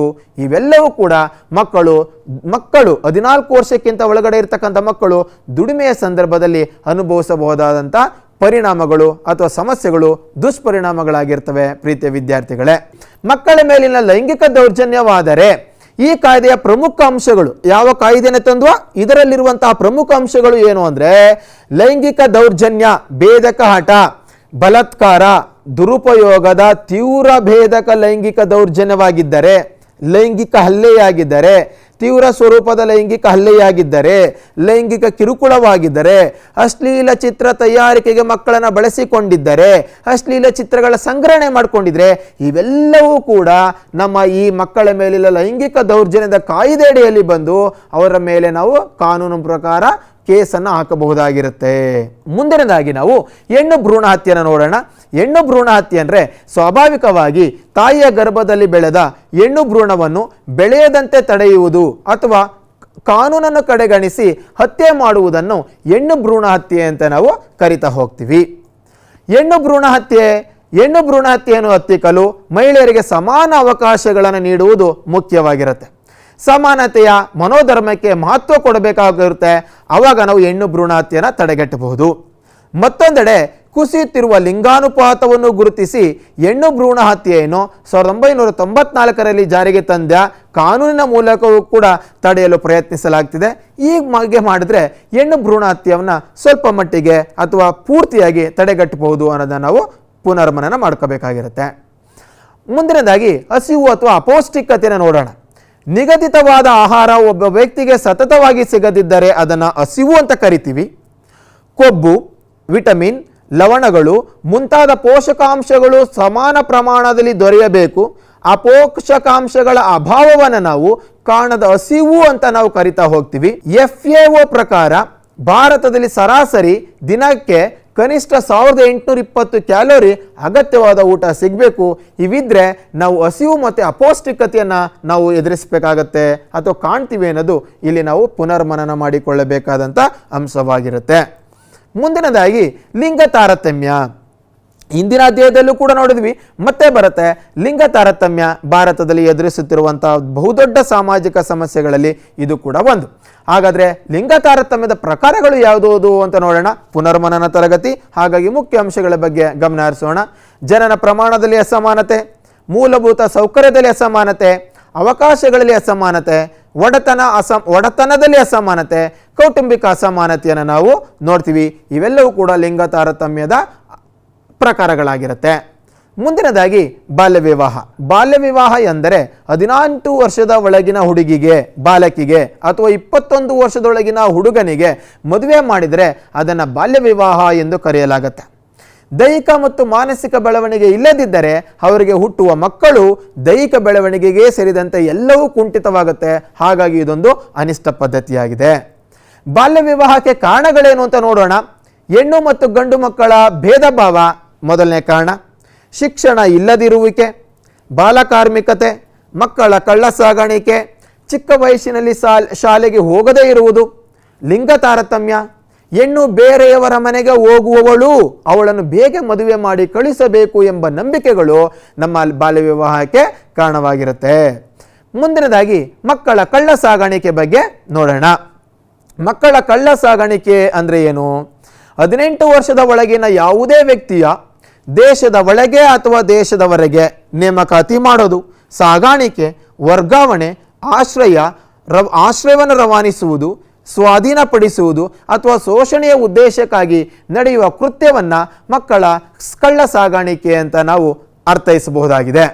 ಹಾಗಾದರೆ ಮಕ್ಕಳ ಕಳ್ಳ ಸಾಗಾಣಿಕೆಗೆ ಕಾರಣಗಳ್ಯಾವುದು ಅಂತ ನೋಡೋದಾದರೆ, ಮಕ್ಕಳ ಕಳ್ಳ ಸಾಗಾಣಿಕೆಗೆ ಕಾರಣಗಳಂದರೆ ಬಾಲಕಾರ್ಮಿಕತೆ ಮೊದಲನೇ ಕಾರಣವಾಗಿದೆ, ಬಾಲ್ಯ ವಿವಾಹ, ಶಾಲೆ ಬಿಡುವುದು, ಬಡತನ, ಕುಟುಂಬಗಳಲ್ಲಿ ಮಕ್ಕಳ ಬಗ್ಗೆ ಅಸಡ್ಡೆ, ಜೀತ ಪದ್ಧತಿ, ಅನಿಯಮಿತ ವಲಸೆ, ಇಂಟರ್ನೆಟ್ ಬಳಕೆ, ಸಾಮಾಜಿಕ ಅಸಮಾನತೆ, ಲಿಂಗ ಅಸಮಾನತೆ, ತಾರತಮ್ಯ, ಇನ್ನೆಷ್ಟೋ ಕಾರಣಗಳಿದೆ. ಅದರಲ್ಲಿ ಮಕ್ಕಳ ಕಳ್ಳ ಸಾಗಾಣಿಕೆಗೆ ಇವು ಬಹುಮುಖ್ಯವಾದಂತಹ ಕಾರಣಗಳು ಅಂತ ನಾವು ಗುರುತಿಸಬಹುದಾಗಿದೆ. ಪರೀಕ್ಷಾ ದೃಷ್ಟಿಯಿಂದ ಈ ಅಂಶಗಳು ಮುಖ್ಯವಾದ ಅಂಶಗಳಾಗಿರುತ್ತೆ. ಹಾಗಾದರೆ ಮಕ್ಕಳ ಕಳ್ಳ ಸಾಗಾಣಿಕೆಯಿಂದಾಗುವ ದುಷ್ಪರಿಣಾಮಗಳು ಯಾವುದ್ಯಾವುದು ಅನ್ನೋದಾದರೆ, ಮಕ್ಕಳ ಸರ್ವತೋಮುಖ ಬೆಳವಣಿಗೆಗೆ ಮಾರಕವಾಗುತ್ತೆ, ಲೈಂಗಿಕ ಮತ್ತು ದೈಹಿಕ ಶೋಷಣೆಗೆ ಬಲಿಯಾಗ್ತಾರೆ, ಮಕ್ಕಳುಗಳು ಸಾವನ್ನಪ್ತಾರೆ, HIV ಯಂತಹ ಲೈಂಗಿಕ ಕಾಯಿಲೆಗಳು ಬಂದ್ಬಿಡುತ್ತೆ, ಬಲವಂತದ ಗರ್ಭಧಾರಣೆಯಾಗತ್ತೆ, ಕೊಲೆ, ಮಾದಕ ವ್ಯಸನಿಗಳಿಗೆ ಬಲಿಯಾಗ್ತಾರೆ, ಅನಗತ್ಯ ಗರ್ಭಧಾರಣೆಯಾಗತ್ತೆ. ಇವು ಮಕ್ಕಳ ಕಳ್ಳ ಸಾಗಾಣಿಕೆಯಿಂದಾಗುವ ದುಷ್ಪರಿಣಾಮಗಳಾಗಿರುತ್ತೆ. ಹಾಗಾದರೆ ಈ ಮಕ್ಕಳ ಕಳ್ಳ ಸಾಗಾಣಿಕೆಯನ್ನು ತಡಿಲಿಕ್ಕೆ ನಾವು ಯಾವ್ಯಾವ ಕ್ರಮಗಳನ್ನು ತಗೋಬೋದು ಅಂದರೆ, ಆ್ಯಕ್ಚುಲಿ ಹೇಳಬೇಕು ಅಂದರೆ ಮಕ್ಕಳೇ, ಇದು ತುಂಬ ದೊಡ್ಡವಾದಂಥ ಪ್ಯಾರಾಗ್ರಾಫಲ್ಲಿದೆ. ಅದನ್ನು ಪುನರ್ಮನನ ತರಗತಿಯಾಗಿರೋದ್ರಿಂದ ಕೇವಲ ಅದರ ಮುಖ್ಯ ಹೇಳಿಕೆಗಳನ್ನು ಅಷ್ಟೇ ತಗೊಂಡು ಬಂದು ನಿಮ್ಮ ಮುಂದೆ ಪರಿಚಯಿಸಲಿಕ್ಕೆ ಇಷ್ಟಪಡ್ತಿದ್ದೀನಿ. ಮಕ್ಕಳ ಹಕ್ಕುಗಳ ಕ್ಲಬ್ಬನ್ನು ಮಾಡುವುದು ಶಾಲಾ ಹಂತದಲ್ಲಿ, ಮಕ್ಕಳ ಸುರಕ್ಷತಾ ಸಮಿತಿಯನ್ನು ಮಾಡುವುದು ಶಾಲೆಯ ಹಂತದಲ್ಲಿ, ಮಕ್ಕಳ ಗ್ರಾಮ ಸಭೆಯನ್ನು ಮಾಡ್ತಕ್ಕಂಥದ್ದು ಗ್ರಾಮ ಪಂಚಾಯಿತಿಯ ಮುಖಾಂತರ, ಗ್ರಾಮಗಳ ಸಭೆಯಲ್ಲಿ ಮಕ್ಕಳ ಸಭೆಯನ್ನು ಮಾಡಿ ಮಕ್ಕಳ ಸಮಸ್ಯೆಗಳನ್ನು ಚರ್ಚಿಸುವಂಥದ್ರ ಮುಖಾಂತರ, ಮಕ್ಕಳ ಹಕ್ಕುಗಳ ರಕ್ಷಣಾ ಸಮಿತಿಯನ್ನು ರಚಿಸುವುದರ ಮುಖಾಂತರ, ಮಹಿಳೆಯರ ಮತ್ತು ಮಕ್ಕಳ ಸಾಗಾಣಿಕೆ ಮತ್ತು ಮಾರಾಟದ ತಡೆಯನ್ನು ಒಂದು ಸಮಿತಿಯನ್ನು ಮಾಡೋದ್ರ ಮುಖಾಂತರ, ಮತ್ತು ಬಾಲಿಕಾ ಸಂಘ ಅನ್ನುವ ಸಂಘಗಳನ್ನು ಸ್ಥಾಪಿಸೋದ್ರ ಮುಖಾಂತರ ನಾವು ಮಕ್ಕಳ ಕಳ್ಳ ಸಾಗಾಣಿಕೆಗೆ ಕಡಿವಾಣವನ್ನು ಹಾಕ್ಬೋದು ಅಂತ ನಾವು ತಿಳಿಯಬಹುದಾಗಿದೆ. ಮಕ್ಕಳೇ, ಇಲ್ಲಿ ಈ ಕಾರ್ಯಕ್ರಮದಲ್ಲಿ ಮಕ್ಕಳ ಕಳ್ಳ ಸಾಗಾಣಿಕೆಗೆ ನಾವು ಈ ಪರಿಹಾರ ಕ್ರಮಗಳನ್ನು ಕಂಡುಕೊಳ್ಳಬಹುದಾಗಿದೆ. ಮಕ್ಕಳ ಹಕ್ಕುಗಳ ಕ್ಲಬ್, ಮಕ್ಕಳ ಸುರಕ್ಷತಾ ಸಮಿತಿ, ಮಕ್ಕಳ ಗ್ರಾಮ ಸಭೆ, ಮಕ್ಕಳ ಹಕ್ಕುಗಳ ರಕ್ಷಣಾ ಸಮಿತಿ, ಮಹಿಳೆಯರ ಮತ್ತು ಮಕ್ಕಳ ಕಳ್ಳ ಸಾಗಾಣಿಕೆ ಮತ್ತು ಮಾರಾಟ ತಡೆಯ ಸಮಿತಿ ಮತ್ತು ಬಾಲಿಕಾ ಸಂಘಗಳನ್ನು ಮಾಡೋದ್ರ ಮುಖಾಂತರ ನಾವು ಪರಿಹಾರ ಕ್ರಮಗಳನ್ನು ಕೈಗೊಳ್ಳಬಹುದಾಗಿದೆ. ಇವು ಮಕ್ಕಳ ಕಳ್ಳ ಸಾಗಾಣಿಕೆಯಿಂದ ಆಗುವಂಥ ಪರಿಣಾಮಗಳನ್ನು ತಡಿಲಿಕ್ಕೆ ನಾವು ತೆಗೆದುಕೊಳ್ಳಬಹುದಾದಂಥ ಪರಿಹಾರೋಪಾಯ ಕ್ರಮಗಳಾಗಿರುತ್ತೆ. ಇದುವರೆಗೂ ಮಕ್ಕಳೇ, ನಾನು ನಿಮ್ಮ ಸಂತೋಷ್ ಸರ್ ಇದುವರೆಗೂ ಕೂಡ ಸಮಾಜಶಾಸ್ತ್ರದಲ್ಲಿ ಬರಬಹುದಾದಂಥ 4 ಪಾಠಗಳಾದಂತಹ ಒಂದು ಸಾಮಾಜಿಕ ಸ್ತರ ವಿನ್ಯಾಸ, ದುಡಿಮೆ, ಸಾಮಾಜಿಕ ಸಮಸ್ಯೆಗಳು ಮತ್ತು ಸಾಮಾಜಿಕ ಚಳುವಳಿಗಳು ಅನ್ನುವ 4 ಅಧ್ಯಾಯದಲ್ಲಿ ಪರೀಕ್ಷಾ ದೃಷ್ಟಿಯಿಂದ ಪುನರ್ಮನನ ಮಾಡಿಕೊಳ್ಳಬೇಕಾದಂಥ ಅಂಶಗಳನ್ನು ಮತ್ತೊಮ್ಮೆ ನಿಮ್ಮ ಮುಂದೆ ಪುನರ್ಮನನ ಮಾಡಿಸಿದ್ದೀನಿ, ನೆನಪಿಸಿದ್ದೀನಿ. ನೀವು ಈ ಎಲ್ಲ ಅಂಶಗಳನ್ನು ಇಟ್ಟುಕೊಂಡು ನೀವು ಪರೀಕ್ಷೆಗೆ ಸಿದ್ಧತೆಗೊಂಡು ಪರೀಕ್ಷೆಯನ್ನು ತುಂಬ ಸುಲಭವಾಗಿ ಧೈರ್ಯದಿಂದ ಎದುರಿಸಿ ಅಂತ ಹೇಳಿ ನನ್ನ ಈ ಒಂದು ದಿನದ ಪಾಠವನ್ನು ಮುಗಿಸ್ತಾ ಇದ್ದೀನಿ. ಧನ್ಯವಾದಗಳು.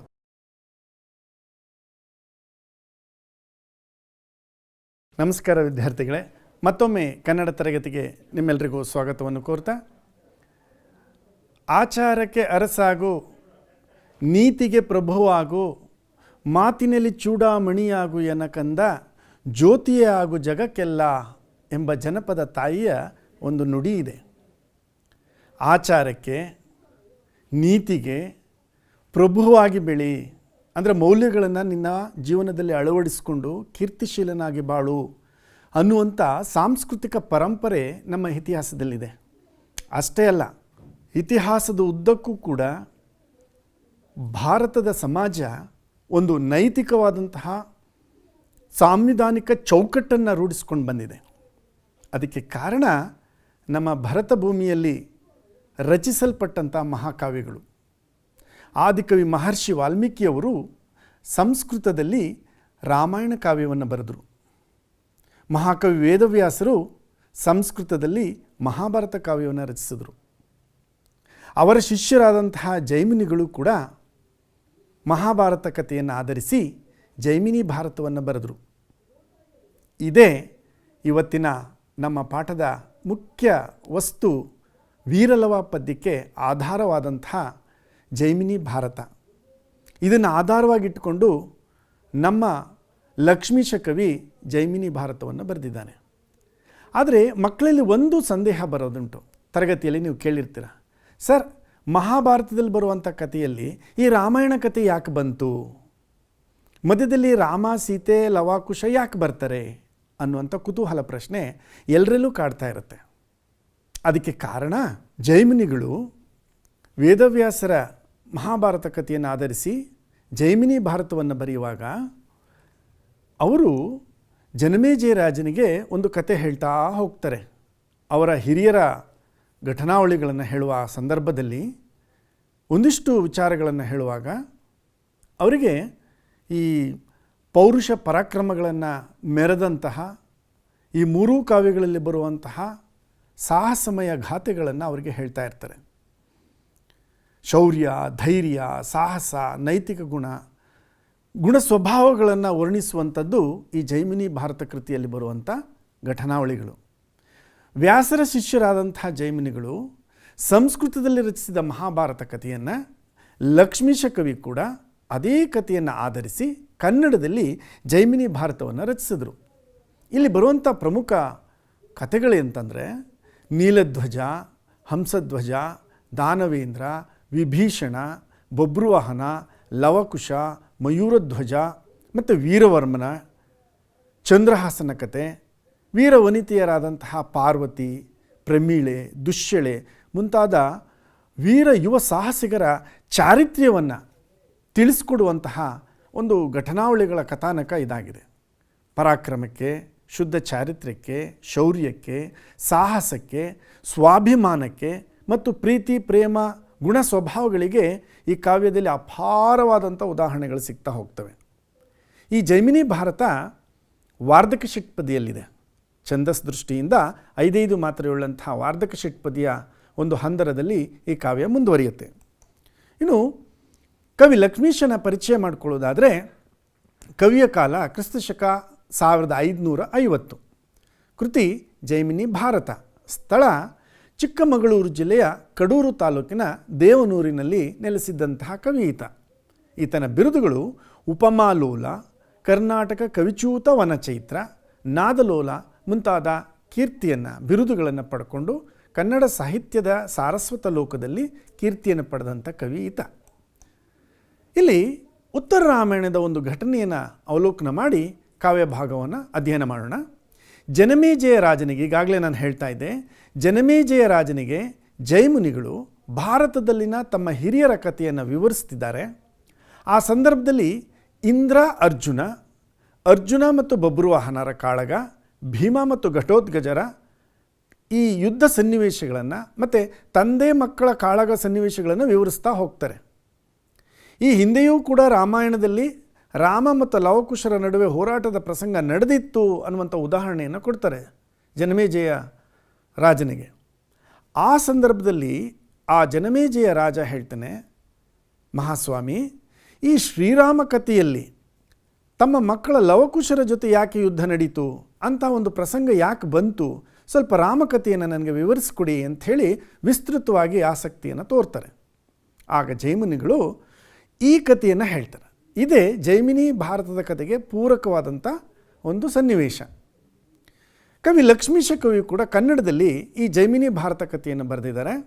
ಇಲ್ಲಿ ರಾಮನ ಯಜ್ಞದ ಕುದುರೆ, ಅಶ್ವಮೇಧ ಯಾಗವನ್ನು ಮಾಡಲಿಕ್ಕೆ ಯಜ್ಞದ ಕುದುರೆಯನ್ನು ಸಿದ್ಧ ಮಾಡಿ ದೇಶ ದೇಶಗಳಿಗೆ ಅದನ್ನು ಬಿಟ್ಟಿರ್ತಾರೆ. ಕುದುರೆಯನ್ನು ವೀರಲವನು ಕಟ್ಟಿ ಹಾಕ್ತಾನೆ.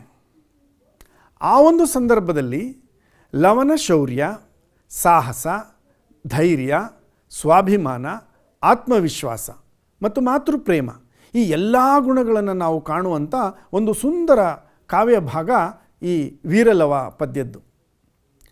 ನಾವು ಈ ಪ್ರಸ್ತುತ ಕಾವ್ಯ ಭಾಗವನ್ನು ಒಂದು ನಾಟಕೀಯ ದೃಷ್ಟಿಯಿಂದ ನೋಡಲಿಕ್ಕೂ ಸಾಧ್ಯ ಇದೆ. ಇಲ್ಲಿ ಸಂಭಾಷಣೆಗಳೂ ಬರ್ತವೆ, ಕಾವ್ಯದ ಗೇಯತೆಯೂ ಇದೆ ಮತ್ತು ಕಾವ್ಯದಲ್ಲಿ ಪೌರುಷ ಪರಾಕ್ರಮದ ಸಾಹಸ ಗಾಥೆಯೂ ಕೂಡ ನಾವು ಕಾಣ್ತೇವೆ. ನೋಡಿ, ಕುದುರೆ, ಶ್ರೀರಾಮನ ಯಜ್ಞದ ಕುದುರೆ ವಾಲ್ಮೀಕಿ ಆಶ್ರಮಗಳ ಹಸಿರಾದ ಹುಲ್ಲನ್ನು ಬಯಸಿ ತಿನ್ನಲಿಕ್ಕೆ ಅಲ್ಲಿ ಪ್ರವೇಶ ಮಾಡುತ್ತೆ. ಆ ಕುದುರೆ ಹೇಗೆ ಪ್ರವೇಶ ಮಾಡ್ತು? ಯಜ್ಞದ ಕುದುರೆ ವಾಲ್ಮೀಕಿ ಆಶ್ರಮದ ಪ್ರವೇಶವನ್ನು ಮಾಡಿದ ಬಗೆಯನ್ನು ವಿವರಿಸಿ ಎನ್ನುವಂಥ ಪ್ರಶ್ನೆ ಕೂಡ ನೀವು ನಿರೀಕ್ಷೆ ಮಾಡ್ಬೋದು. ನೋಡಿ, ಬಲ್ಗೈಯ ನೃಪರಂಜಿ ತಡೆಯದೆ ರಘೂದ್ವಹನ ಸೊಲ್ಗೇಳಿ ನಮಿಸಲ್ ಇಳೆಯೋಳ್ ಚೆರಿಸುತ್ತ ಅದ್ವರದ ನಲ್ಗುದುರೆ ಬಂದು ವಾಲ್ಮೀಕಿಯ ನಿಜಾಶ್ರಮದ ವಿನಿಯೋಗದ ಉಪವನದೊಳು ಪುಲ್ಗಳ ಪಸುರ್ಗೆಳೆಸಿ ಪೊಕ್ಕೊಡೆ ಆ ತೋಟಗಾವಲ್ಗೆ ತನ್ನೊಡನಾಡಿಗಳ ಕೂಡಿ ಲೀಲೆ ಮಿಗಿ ಬಿಲ್ಗೊಂಡು ನಡೆತಂದವಂ ಕಂಡನ್ ಅರ್ಚಿತ ಸುವಾಜಿಯಂ ವೀರಲವನು. ವೀರಲವ ಅಲ್ಲಿ ತನ್ನ ಒಡನಾಡಿಗಳ ಕೂಡಿ ಆ ತೋಟವನ್ನು ಕಾಯ್ತಾ ಇರ್ತಾನೆ. ಆ ಸಂದರ್ಭದಲ್ಲಿ ಅಲ್ಲಿ ಹಸಿರಾದ ಹುಲ್ಲನ್ನು ತಿನ್ನಲಿಕ್ಕೆ ಬಯಸಿ ಬಂದಂಥ ಕುದುರೆಯ ಆಗಮನದ ಸನ್ನಿವೇಶ ಇದು. ನೋಡಿ, ಬಲ್ಗೈಯ ನೃಪರಂಜಿ ತಡೆಯದೆ ರಘೂದ್ವಹನ ಸೊಲ್ಗೇಳಿ ನಮಿಸಲ್ ಇಳೆಯೋಳ್ ಚೆರಿಸುತ್ತ ಅದ್ವರದ ನಲ್ಗುದುರೆ ಬಂದು ವಾಲ್ಮೀಕಿಯ ನಿಜಾಶ್ರಮದ ವಿನಿಯೋಗದುಪವನದೊಳು ಪುಲ್ಗಳ ಪಸುರ್ಗೆಳಸಿ ಪೊಕ್ಕೊಡೆ ಆ ತೋಟಗಾವಲ್ಗೆ ತನ್ನೊಡನಾಡಿಗಳ ಕೂಡಿ ಲೀಲೆಮಿಗೆ ಬಿಲ್ಗೊಂಡು ನಡೆತಂದ ಅವಂ ಕಂಡನ್ ಅರ್ಚಿತ ಸುವಾಜ್ಯಂ. ಆ ವೀರಲವ ಆ ಪೂಜಿಸಲ್ಪಟ್ಟಂತಹ ಯಜ್ಞದ ಕುದುರೆಯನ್ನು ನೋಡ್ತಾನೆ. ಮುಂದುವರೆದು ಇದರ ಸಾರಾಂಶ ಹೀಗಿದೆ: ಶ್ರೀರಾಮನ ಆಜ್ಞೆಯನ್ನು ಕೇಳಿ ಭುಜಬಲ ಪರಾಕ್ರಮಿಗಳಾದಂತಹ ರಾಜರೇ ಹೆದರಿ ತಡೆಯದೆ ಶ್ರೀರಾಮಚಂದ್ರನ ಆಜ್ಞೆಗೆ ನಮಸ್ಕರಿಸಿ ಬೀಳ್ಕೊಡಲು ಆ ಯಜ್ಞದ ಸುಂದರ ಕುದುರೆಯು ಭೂಮಂಡಲವನ್ನೆಲ್ಲ ಸಂಚರಿಸುತ್ತಾ ವಾಲ್ಮೀಕಿ ಮುನಿಗಳ ಆಶ್ರಮದ ಹಸುರಾದ ಹುಲ್ಲನ್ನು ಬಯಸಿ ತೋಟಕ್ಕೆ ಪ್ರವೇಶ ಮಾಡಿತು. ಆಗ ತನ್ನ ಒಡನಾಡಿಗಳ ಕೂಡಿ ಆನಂದದಿಂದ ಆಡುತ್ತಾ ತೋಟ ಕಾಯುತ್ತಿದ್ದ ವೀರಲವನು ಆ ಅತಿಶಯವಾದ ಕುದುರೆಯನ್ನು ಕಂಡು ಬಿಲ್ಲು ಬಾಣಗಳೊಡನೆ ಅಲ್ಲಿಗೆ ಧಾವಿಸಿ ಬಂದನು. ಪರೀಕ್ಷೆಯಲ್ಲಿ ಉತ್ತರಿಸುವಾಗ ನೀವು ತಿಳಿದಂಥ ವಿಚಾರವನ್ನು ಸರಳವಾದ ವಾಕ್ಯದಲ್ಲಿ ಹೇಳಿದ್ರೂ ಕೂಡ ಪದ್ಯದ ಸಾರಾಂಶ ಆಗುತ್ತೆ. ಮುಂದುವರೆದು ಅವನು ಈ ಕುದುರೆಯನ್ನು ಕಂಡು ಒಂದು ರೀತಿ ಆಶ್ಚರ್ಯ ಮತ್ತು ಆತಂಕ ಎರಡನ್ನೂ ವ್ಯಕ್ತ ಮಾಡ್ತಾನೆ. ಎತ್ತಳ ತುರಂಗಮಿದು ಪೊಕ್ಕು ಪೂದೋಟಮಂ ತೊತ್ತಳ ತುಳಿದುದು ವಾಲ್ಮೀಕಿ ಮುನಿನಾಥನೇ ಪೊತ್ತು ಮಾರೆಯುವುದೆಂದು ಎನಗೆ ನೇಮಿಸಿ ಪೋದನ್ ಅಬ್ದಿಪಂ ಕರೆಸಲಾಗಿ ಮತ್ತೆ ವರುಣನ ಲೋಕದಿಂದ ಬಂದು ಮುಳಿದಪನೆ ಎನ್ನುತ್ತಾ ಹಯದೆಡೆಗೆ ನಡೆತಂದು ನೋಡಲ್ಕೆ ಅದರ ನೆತ್ತಿಯೊಳ್ ಮೆರವ ಪಟ್ಟದ ಲಿಖಿತಮಂ ಕಂಡು ಲವನು ಓದಿಕೊಳ್ಳುತ್ತಿದ್ದನು. ಆ ಕುದುರೆಯನ್ನು ಅವನು ನೋಡಿದಾಗ ಆ ಕುದುರೆಯ ಹಣೆಯ ಮೇಲೆ ಒಂದು ಪಟ್ಟದ ಲಿಖಿತ ಬರೆದಿತ್ತು. ತಿರುಗಿ ನೋಡ್ತಾನೆ, ಎತ್ತಣ ಕುದುರೆ ಇದು,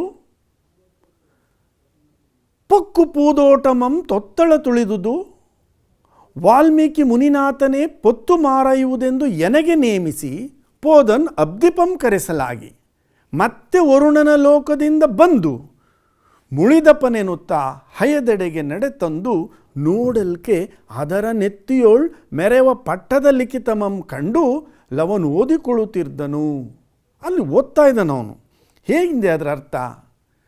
ಇದು ಯಾವ ಕಡೆಯ ಕುದುರೆ? ಹೂತೋಟವನ್ನು ಹೊಕ್ಕು ನುಗ್ಗುನುರಿ ಮಾಡಿ ತುಳಿದು ಹಾಳು ಮಾಡುತ್ತಿದೆ. ಗುರು ವಾಲ್ಮೀಕಿ ಮುನಿಗಳೇ ಸ್ವತಃ ನನ್ನನ್ನು ನೇಮಿಸಿ ಒಣಗದಂತೆ ಕಾಪಾಡಲು ಆಜ್ಞೆ ಮಾಡಿ ಹೋಗಿದ್ದಾರೆ. ವಾಲ್ಮೀಕಿ ಮುನಿಗಳು ಎಲ್ಲಿ ಹೋಗಿದ್ದಾರೆ? ವರುಣನ ಆಹ್ವಾನದ ಮೇರೆಗೆ ಹೋಗಿದ್ದಾರೆ. ಅವರು ಮತ್ತೆ ವರುಣ ಲೋಕದಿಂದ ಬಂದು ಕೋಪಗೊಳ್ಳದೇ ಇರುವರೆ ಎಂದು ಲವನು ಕುದುರೆಯ ಬಳಿಗೆ ಬಂದು ಅದರ ನೆತ್ತಿಯ ಮೇಲಿದ್ದ ಪಟ್ಟದ ಬರಹವನ್ನು ಓದುತ್ತಿದ್ದಾನೆ. ಏನಂತ ಬರೆದಿದೆ ಅದರಲ್ಲಿ? ಉರ್ವಿಯೋಳ್ ಕೌಸಲ್ಯ ಪಡೆದ ಕುವರಂ ರಾಮಂ, ಓರ್ವನ ವೀರನ್, ಆತನ ಯಜ್ಞದ ಕುದುರೆ ಇದು, ನಿರ್ವಹಿಸಲಾರ್ಪರಾರಾದೊಡಂ ತಡೆಯಲೆಂದಿರ್ದ ಲೇಖನವನ್ನು ಓದಿ, ಗರ್ವವಂ ಬಿಡಿಸದಿರ್ದೊಡೆ ತನ್ನ ಮಾತೆಯಂ ಈ ಸರ್ವಜನಂ ಬಂಜಿಯನ್ನದಿರ್ದಪ್ಪುದೆ, ತನಗಿರುವ ಉರ್ವ ತೋಳ್ಗಳಿವೇತಕ್ಕೆಂದು ಸಲವಾಸಿಯಂ ತೊಟ್ಟು ಲವನ್ ಉರಿದೆದ್ದನು. ಅದರ ಅರ್ಥ, ಇಡೀ ಭೂಮಂಡಲದಲ್ಲಿ ಕೌಸಲ್ಯ ಹಡೆದ ಶ್ರೀರಾಮ ಒಬ್ಬನೇ ವೀರ. ಆ ಮಾತನ್ನು ಗಮನಿಸಿ, ಎಷ್ಟು ದಿಟ್ಟತನದ ಒಂದು ಲಿಖಿತ ಅದಾಗಿತ್ತು ಅನ್ನೋದನ್ನು. ಯಾರೇ ಒಬ್ಬ ವ್ಯಕ್ತಿ ಸ್ವಾಭಿಮಾನಿಯಾದಂತಹ ಶೌರ್ಯವಂತ, ಅವನ ಮನಸ್ಸನ್ನು ಕೆಣಕುವಂಥ ಮಾತದು. ಕುತೂಹಲ ಸಹಜವಾದಂತಹ ಪೌರುಷ ಪರಾಕ್ರಮಗಳುಳ್ಳಂತಹ ಬಿಸಿ ರಕ್ತದ ಯುವಕರಿಗೆ ಕೆರಳಿಸುವಂಥ ಮಾತದು. ಭೂಮಂಡಲದಲ್ಲಿ ಕೌಸಲ್ಯೆಯು ಹಡೆದ ಕುಮಾರ ರಾಮ ಓರ್ವನೇ ವೀರ, ಅವನ ಯಜ್ಞದ ಕುದುರೆ ಇದು. ಕಟ್ಟಿ ರಾಮನ ವಿರೋಧವನ್ನು ನಿಭಾಯಿಸಲು ಸಮರ್ಥರು ಯಾರೇ ಆದರೂ ಈ ಕುದುರೆಯನ್ನು ತಡೆಯಲಿ ಎಂದು ಬರೆದಿದ್ದ ಪಟ್ಟದ ಲಿಖಿತವನ್ನು ವೀರಲವನು ಓದಿ ಕೋಪಗೊಂಡನು. ಕೋಪ ಬರಲ್ವೇ? ಒಬ್ಬ ವೀರನಿಗೆ, ಒಬ್ಬ ಮಾತೃಪ್ರೇಮ ಉಳ್ಳವನಿಗೆ, ಮಾತೃಭಕ್ತಿ ಉಳ್ಳವನಿಗೆ ಮತ್ತು ಸ್ವಾಭಿಮಾನಿಗೆ ಇಂಥ ಮಾತುಗಳು ಮನಸ್ಸನ್ನು ಕೆಣಕುವುದು ಸಹಜ. ಅಹಂಕಾರವನ್ನು ಬಿಡಿಸದಿದ್ದರೆ ನನ್ನ ತಾಯಿಯನ್ನು ಎಲ್ಲ ಜನರು ಬಂಜೆ ಎನ್ನದಿರುವರೆ ತನಗಿರುವ ಈ ಭುಜಬಲ ತೋಳುಗಳು ಇದ್ದೇನು ಪ್ರಯೋಜನ ಎಂದು ನಿಜ ಪ್ರತಿಜ್ಞೆಯನ್ನು ಕೈಗೊಂಡು ಲವನು ಬೆಂಕಿಯಂತೆ ಕೋಪಗೊಂಡನು. ಲವನ ಕೋಪಕ್ಕೆ ಕಾರಣವೇನು? ಪಟ್ಟದ ಲಿಖಿತದಲ್ಲಿದ್ದಂಥ ಸಾಲುಗಳು.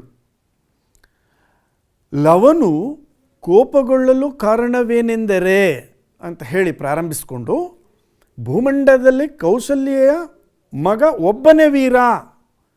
ಈ ಮಾತು ಅವನಿಗೆ ಕೋಪ ತರ್ತದೆ. ಯಾಕೆಂದರೆ ತಾನೂ ಕೂಡ ಒಬ್ಬ ತಾಯಿಯ ಪುತ್ರ. ಅವನೊಬ್ಬನೇ ವೀರ ಅನ್ನಲಿಕ್ಕೆ ನಾನೂ ಕೂಡ ವೀರತ್ವವನ್ನು ಪಡೆದಿರುವಂತಹ ಸಾಹಸಿ ಹೌದು. ಈ ಮಾತುಗಳು ಅವನಿಗೆ ಕೋಪ ತರಲಿಕ್ಕೆ ಕಾರಣ ಆಗುತ್ತೆ. ಇಂಥ ಅಹಂಕಾರವನ್ನು ನಾನು ಬಿಡಿಸದಿದ್ದರೆ ಈ ಜನರು ನನ್ನನ್ನು ಆಡಿಕೊಳ್ಳುವುದಿಲ್ಲವೇ ಎಂಬ ಸ್ವಾಭಿಮಾನದ ಪ್ರಶ್ನೆ ಅವನ ಮನದಲ್ಲಿ ಮೂಡುತ್ತದೆ. ಕೊನೆಗೆ ಏನು ಮಾಡ್ತಾನೆ ಅವನು? ತೆಗೆದುತ್ತರೀಯಮಂ, ತನ್ನ ಮೇಲುದೆಯ ವಸ್ತ್ರವನ್ನು ತೆಗೆದುತ್ತರೀಯಮಂ ಮುರಿದು ಅಂದರೆ ಹಿಂಗೆ ಸುತ್ತಿ ಮುರಿದು ಗಳಕ್ಕೆ ಬಿಗಿದು ಕದಳಿ ದ್ರುಮಕ್ಕೆ ಕಟ್ಟಲ್ಕೆ ಮುನಿಸುತರ್ ಮಿಗೆ ನಡುಗಿ ಬೇಡ ಬೇಡ ಅರಸುಗಳ ವಾಜಿಯಂ ಬಿಡು ಬಡಿವರೆಮ್ಮನೆನಲು ನಗುತೆ ಪಾರ್ವರ ಮಕ್ಕಳಂಜಿದೊಡೆ ಜಾನಕಿಯ ಮಗನಿದಕ್ಕೆ ಬೆದರಕುವನೆ ಪೋಗಿ ನೀವಂದು ಲವನು ಅಗಡುತನದಿಂದ ಬಿಲ್ದಿರವನೇರಿಸಿ ತೀಡಿ ಜೇಗೈದು ನಿಂತಿದ್ದನು. ನೋಡಿ, ಅದರ ಸಾರಾಂಶ ಹೇಗಿದೆ. ವೀರಲವನು ತನ್ನ ಮೇಲು ವಸ್ತ್ರವನ್ನು ತೆಗೆದು ಹುರಿ ಮಾಡಿ ಹಿಂಗೆ ಅದನ್ನು ಸುತ್ತಿ ಕುದುರೆಯ ಗಳಕ್ಕೆ ಅಂದರೆ ಕುದುರೆಯ ಕೊರಳಿಗೆ ಬಿಗಿದು ಬಾಳೆಯ ಗಿಡದ ಬುಡಕ್ಕೆ ಕಟ್ತಾನೆ. ಮುನಿಗಳ ಮಕ್ಕಳು ತುಂಬ ಹೆದರಿಬಿಡ್ತಾರೆ. ಬೇಡ ಬೇಡ, ಅರಸರ ಕುದುರೆಯನ್ನು ಬಿಟ್ಟು ಬಿಡು, ನಮ್ಮನ್ನು ಹೊಡೆಯುತ್ತಾರೆ ಎಂದಾಗ ಬ್ರಾಹ್ಮಣರ ಮಕ್ಕಳು ಅಂಜಿದೊಡೆ, ನೀವು ಹೆದರ್ಕೊಳ್ಳೋದಾದರೆ ಜಾನಕಿಯ ಮಗನಿದಕ್ಕೆ ಹೆದರುವನೇ, ನೀವು ಹೋಗಿ ಎಂದು ಲವನು ಶೌರ್ಯದಿಂದ ಬಿಲ್ಲನ್ನು ಎದೆಗೇರಿಸಿ ಎದೆಯನ್ನು ಉಬ್ಬಿಸಿ ಧನಸ್ಸನ್ನು ಠೇಂಕರಿಸಿ ಆ ಕುದುರೆಯ ಹಿಂಬಾಲಕರು ಯಾರು ಬಂದಿದ್ದಾರೋ ಅವರು ಬರಲಿ ಅಂತ ಹೇಳಿ ಕಾಯ್ತಾ ಇದ್ದಾನೆ. ಇಲ್ಲಿ ನಾವು ಪರೀಕ್ಷಾ ದೃಷ್ಟಿಯಿಂದ ನಿರೀಕ್ಷೆ ಮಾಡುವಂಥ ಪ್ರಶ್ನೆ ಏನು? ಲವನಿಗೂ ಮುನಿಸುತರಿಗೂ ನಡೆದ ಸಂಭಾಷಣೆಯನ್ನು ನಿಮ್ಮ ಮಾತಿನಲ್ಲಿ ಬರೆಯಿರಿ, ಅಥವಾ ಲವನು ಕುದುರೆಯನ್ನು ಕಟ್ಟಿದ ಸನ್ನಿವೇಶವನ್ನು ವಿವರಿಸಿ. ಪರೀಕ್ಷೆಯಲ್ಲಿ ಈ ಎರಡು ಬಗೆಯ ಪ್ರಶ್ನೆಗಳನ್ನು ನಾವು ನಿರೀಕ್ಷೆ ಮಾಡ್ಬೋದು. ಅದಕ್ಕೆ ಈ ರೀತಿಯ ಉತ್ತರವನ್ನು ನಾವು ಬರೆಯಬೇಕಾಗುತ್ತೆ. ಇದಿಷ್ಟು ವೀರಲವ ಪದ್ಯ ಭಾಗದ ಮುಖ್ಯಾಂಶಗಳು. ಇಲ್ಲಿ ನಾವು ಕುದುರೆಯು ದೇಶ ದೇಶಗಳನ್ನು ಸುತ್ತಿ ಯಜ್ಞಾಶ್ವವು ಎಲ್ಲಿಗೆ ಬಂದಿತು ಒಂದು ವಾಕ್ಯದ ಪ್ರಶ್ನೆ ಆದರೆ, ಎರಡು ವಾಕ್ಯದ ಪ್ರಶ್ನೆ ಆದರೆ ಕುದುರೆಯು ವಾಲ್ಮೀಕಿ ವನವನ್ನು ಪ್ರವೇಶಿಸಿದ ಸಂದರ್ಭವನ್ನು ವಿವರಿಸಿ. ಸಂದರ್ಭದಲ್ಲಾದರೆ ಸರ್ವಜನಂ ಬಂಜಿಯನ್ನದಿರ್ದಪ್ಪುದೆ, ತನಗ ಇರುವ ಈ ಬಲಶಾಲಿ ತೋಳುಗಳು ಇದ್ದೇನು ಪ್ರಯೋಜನ, ಬೇಡ ಬೇಡ ಅರಸುಗಳ ವಾಜಿಯಂ ಬಿಡು ಇತ್ಯಾದಿ ಸಂಭಾಷಣೆಯ ಮಾತುಗಳು ಸಂದರ್ಭಕ್ಕೆ ಬರುವ ಸಂದರ್ಭ ಇದೆ. ಅದನ್ನು ನೀವು ಆಯ್ಕೆ, ಸಂದರ್ಭ ಮತ್ತು ಸ್ವಾರಸ್ಯದಲ್ಲಿ ಆ ಮಾತಿನ ಹಿನ್ನೆಲೆಯನ್ನು ವಿವರಿಸಿದ್ರೆ ಪರೀಕ್ಷೆಯಲ್ಲಿ ಪೂರ್ಣ ಅಂಕ ಪಡೆಯಲಿಕ್ಕೆ ಸಾಧ್ಯ ಆಗುತ್ತೆ. ವಿದ್ಯಾರ್ಥಿಗಳೇ, ನಾವು ಗೆಳೆತನಕ್ಕೆ ಹೆಚ್ಚು ಬೆಲೆ ಕೊಡುವಂಥವ್ರು. ಗೆಳೆತನದ ಬಗ್ಗೆ ನಿಮಗೆ ಈ ಚನ್ನವೀರ ಕಣಿವೆಯವರು ಒಂದು ಪದ್ಯವನ್ನು ಹೇಳ್ತಾರೆ. ಇಲ್ಲಿ ವಂಚನೆ ಇಲ್ಲ, ಚಂಚಲತೆ ಇಲ್ಲ, ಮೇಲು ಕೀಳೆಂಬ ಭಾವಭೇದವಿಲ್ಲ, ಅಹಮ್ಮಿಕೆಯ ನೆಮವಿಲ್ಲ, ದ್ವೇಷ ಗುಣವಿಲ್ಲ, ಸಣ್ಣತನ ಸಂಕೋಚ ಮೊದಲಿಗಿಲ್ಲ, ಮನವು ಬಾನಗಲ, ಎದೆಯು ತಿಳಿಗೊಳವು, ಭಾವ ಶುದ್ಧ ಸ್ಫಟಿಕ ಬೆಳದಿಂಗಳಂತೆ. ಚನ್ನವೀರ ಕಣಿವೆಯವರು ಸ್ನೇಹದ ಬಗ್ಗೆ ಈ ಮಾತನ್ನು ಹೇಳ್ತಾರೆ. ನಾನು ಯಾಕೆ ಈ ಪದ್ಯವನ್ನು ಹೇಳಿದೆ ಅಂದರೆ, ನಾವು ಮುಂದೆ ಪದ್ಯಪಾಠ ಕೆಮ್ಮನೆ ಮೀಸೆ ಒತ್ತನೆ ಈ ಪದ್ಯಭಾಗವನ್ನು ಅವಲೋಕನ ಮಾಡಬೇಕಾದ್ರೆ ಸ್ನೇಹತ್ವಕ್ಕೆ ಮತ್ತು ಸ್ವಾಭಿಮಾನಕ್ಕೆ ನಾವು ಗಮನಿಸಿ ಈ ಪದ್ಯವನ್ನು ಅವಲೋಕನ ಮಾಡಬೇಕಾಗುತ್ತೆ. ಆದಿಕವಿ ಪಂಪ ವಿಕ್ರಮಾರ್ಜುನ ವಿಜಯದಲ್ಲಿ ಬರುವಂಥ ಈ ಸನ್ನಿವೇಶ ಬಹಳ ಅದ್ಭುತವಾಗಿ ವರ್ಣಿಸಿದ್ದಾರೆ. ಆದಿಕವಿ ಪಂಪನ ವಿಕ್ರಮಾರ್ಜುನ ವಿಜಯ ಅಥವಾ ಪಂಪ ಭಾರತ ಈ ಕೃತಿ ಕನ್ನಡದ 10ನೇ ಶತಮಾನದ ಪ್ರಮುಖ ಕೃತಿ. 10ನೇ ಶತಮಾನವನ್ನು ನಾವು ಕನ್ನಡ ಸಾಹಿತ್ಯ ಚರಿತ್ರೆಯಲ್ಲಿ ಸುವರ್ಣಕಾಲ ಅಂತ ಕರಿತೇವೆ. ಕಾರಣ ಇಷ್ಟೇ, ಆ ಸಂದರ್ಭದಲ್ಲಿ ರಚನೆಗೊಂಡಂತಹ ಮಹತ್ ಕಾವ್ಯಗಳು ಜೈನ ಧರ್ಮವನ್ನು ಮತ್ತು ಕಾವ್ಯ ಧರ್ಮವನ್ನು, ಲೌಕಿಕವನ್ನು ಮತ್ತು ಆಗಮಿಕವನ್ನು ಹೆಚ್ಚು ಆಧಾರವಾಗಿಟ್ಟುಕೊಂಡು ಬರೆದಂಥ ಕಾವ್ಯಗಳು ಕನ್ನಡ ಸಾಹಿತ್ಯ ಶ್ರೀಮಂತಿಕೆಯನ್ನು ಹೆಚ್ಚಿಸಿದಂಥ ಸಂದರ್ಭ ಅದು. ಆ ಕಾರಣಕ್ಕೆ ನಾವು 10ನೇ ಶತಮಾನವನ್ನು ಸುವರ್ಣಕಾಲ ಅಂತ ಕರಿತೇವೆ. ಕನ್ನಡ ಸಾಹಿತ್ಯದ ರತ್ನತ್ರಯರಲ್ಲಿ ಪಂಪ ಕೂಡ ಒಬ್ಬ. ಪಂಪ, ಪೊನ್ನ ಮತ್ತು ರನ್ನರನ್ನು ನಾವು ಕನ್ನಡ ಸಾಹಿತ್ಯ ಸಾರಸ್ವತ ಲೋಕದಲ್ಲಿ ರತ್ನತ್ರಯರು ಅಂತ ಗುರುತಿಸ್ತೇವೆ. ಈ ಪ್ರಸ್ತುತ ಪಂಪ ಭಾರತವನ್ನು ಅಥವಾ ವಿಕ್ರಮಾರ್ಜುನ ವಿಜಯವನ್ನು DL ನರಸಿಂಹಾಚಾರ್ಯರು ಸಂಪಾದಿಸಿದಂತಹ ವಿಕ್ರಮಾರ್ಜುನ ವಿಜಯಂ ಕೃತಿಯ ದ್ವಿತೀಯ ಆಶ್ವಾಸದಿಂದ ಇದನ್ನು ಆಯ್ದು ಸಂಗ್ರಹಿಸಿ ಪಠ್ಯಕ್ಕೆ ಇಡಲಾಗಿದೆ. ಪದ್ಯದ ಶೀರ್ಷಿಕೆ ಕೆಮ್ಮನೆ ಮೀಸೆ ಒತ್ತೋನೆ. ಈ ಕಾವ್ಯ ಭಾಗವನ್ನು ಇಲ್ಲಿ ನಮಗೆ ಅಧ್ಯಯನಕ್ಕೆ ಇಟ್ಟಿದ್ದಾರೆ. ಆದರ್ಶದ ವ್ಯಕ್ತಿತ್ವವನ್ನು ಮತ್ತು ಗುರು ದ್ರೋಣಾಚಾರ್ಯರ ಸ್ವಾಭಿಮಾನವನ್ನು, ಸ್ನೇಹದಲ್ಲಿ ನಡೆದಂಥ ಅಪೂರ್ವ ಘಟನೆಯನ್ನು ನಾವು ಇಲ್ಲಿ ಅವಲೋಕನ ಮಾಡೋಣ. ಪ್ರಸ್ತುತ ಕೃತಿ ಗದ್ಯ ಮತ್ತು ಪದ್ಯ ಮಿಶ್ರಿತವಾದ ಚಂಪು ಶೈಲಿಯಲ್ಲಿದೆ. ದ್ರೋಣ ಮತ್ತು ದೃಪದರಿಬ್ಬರೂ ಸಹಪಾಠಿಗಳಾಗಿದ್ದವರು. ಯಜ್ಞಸೇನನೆಂಬ ಗುರುಗಳ ಬಳಿಯಲ್ಲಿ ವಿದ್ಯಾಭ್ಯಾಸ ಮಾಡಿದವರು, ಆಡಿ ಬೆಳೆದವರು, ಒಂದೇ ತಟ್ಟೆಯಲ್ಲಿ ಊಟ ಮಾಡಿ ಬೆಳೆದವರು.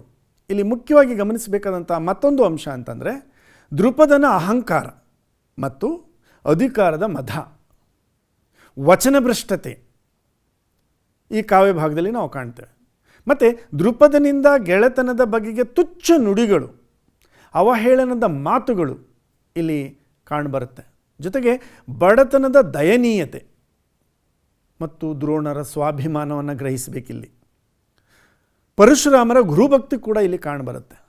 ಮತ್ತು ಹಿರಿಯರನ್ನು ಹೇಗೆ ಸತ್ಕರಿಸಬೇಕು, ಹೇಗೆ ಗೌರವಿಸಬೇಕು, ಹೇಗೆ ಆಧರಿಸಬೇಕು ಅನ್ನುವಂಥ ಅಂಶಗಳು ಕೂಡ ಈ ಕಾವ್ಯ ಭಾಗದಲ್ಲಿ ಬರುತ್ತೆ. ಒಟ್ಟಾರೆ ಸ್ವಾಭಿಮಾನಿ ದ್ರೋಣರ ಪ್ರತಿಜ್ಞೆ ಇಲ್ಲಿ ಕಾಣಬರುತ್ತೆ. ಈ ಪದ್ಯವನ್ನೊಮ್ಮೆ ಅವಲೋಕನ ಮಾಡೋಣ ಬನ್ನಿ.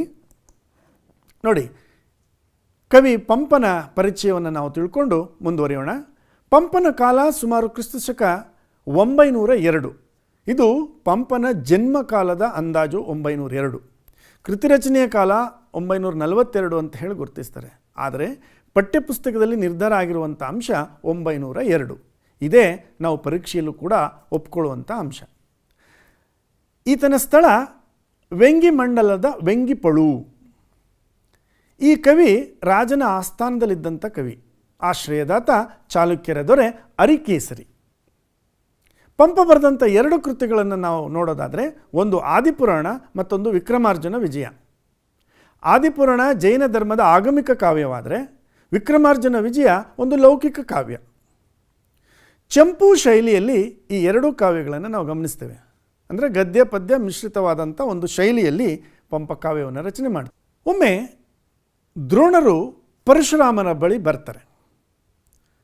ತಮಗೆ ಬಡತನ ಬಂದೊದಗಿದ ಕಾರಣ ತಮ್ಮ ಮಗ ಅಶ್ವತ್ಥಾಮನನ್ನು ಕರೆದುಕೊಂಡು ಜೊತೆಗೂಡಿ ಸಹಾಯಾರ್ಥವಾಗಿ ಪರಶುರಾಮರಲ್ಲಿಗೆ ಬರ್ತಾರೆ.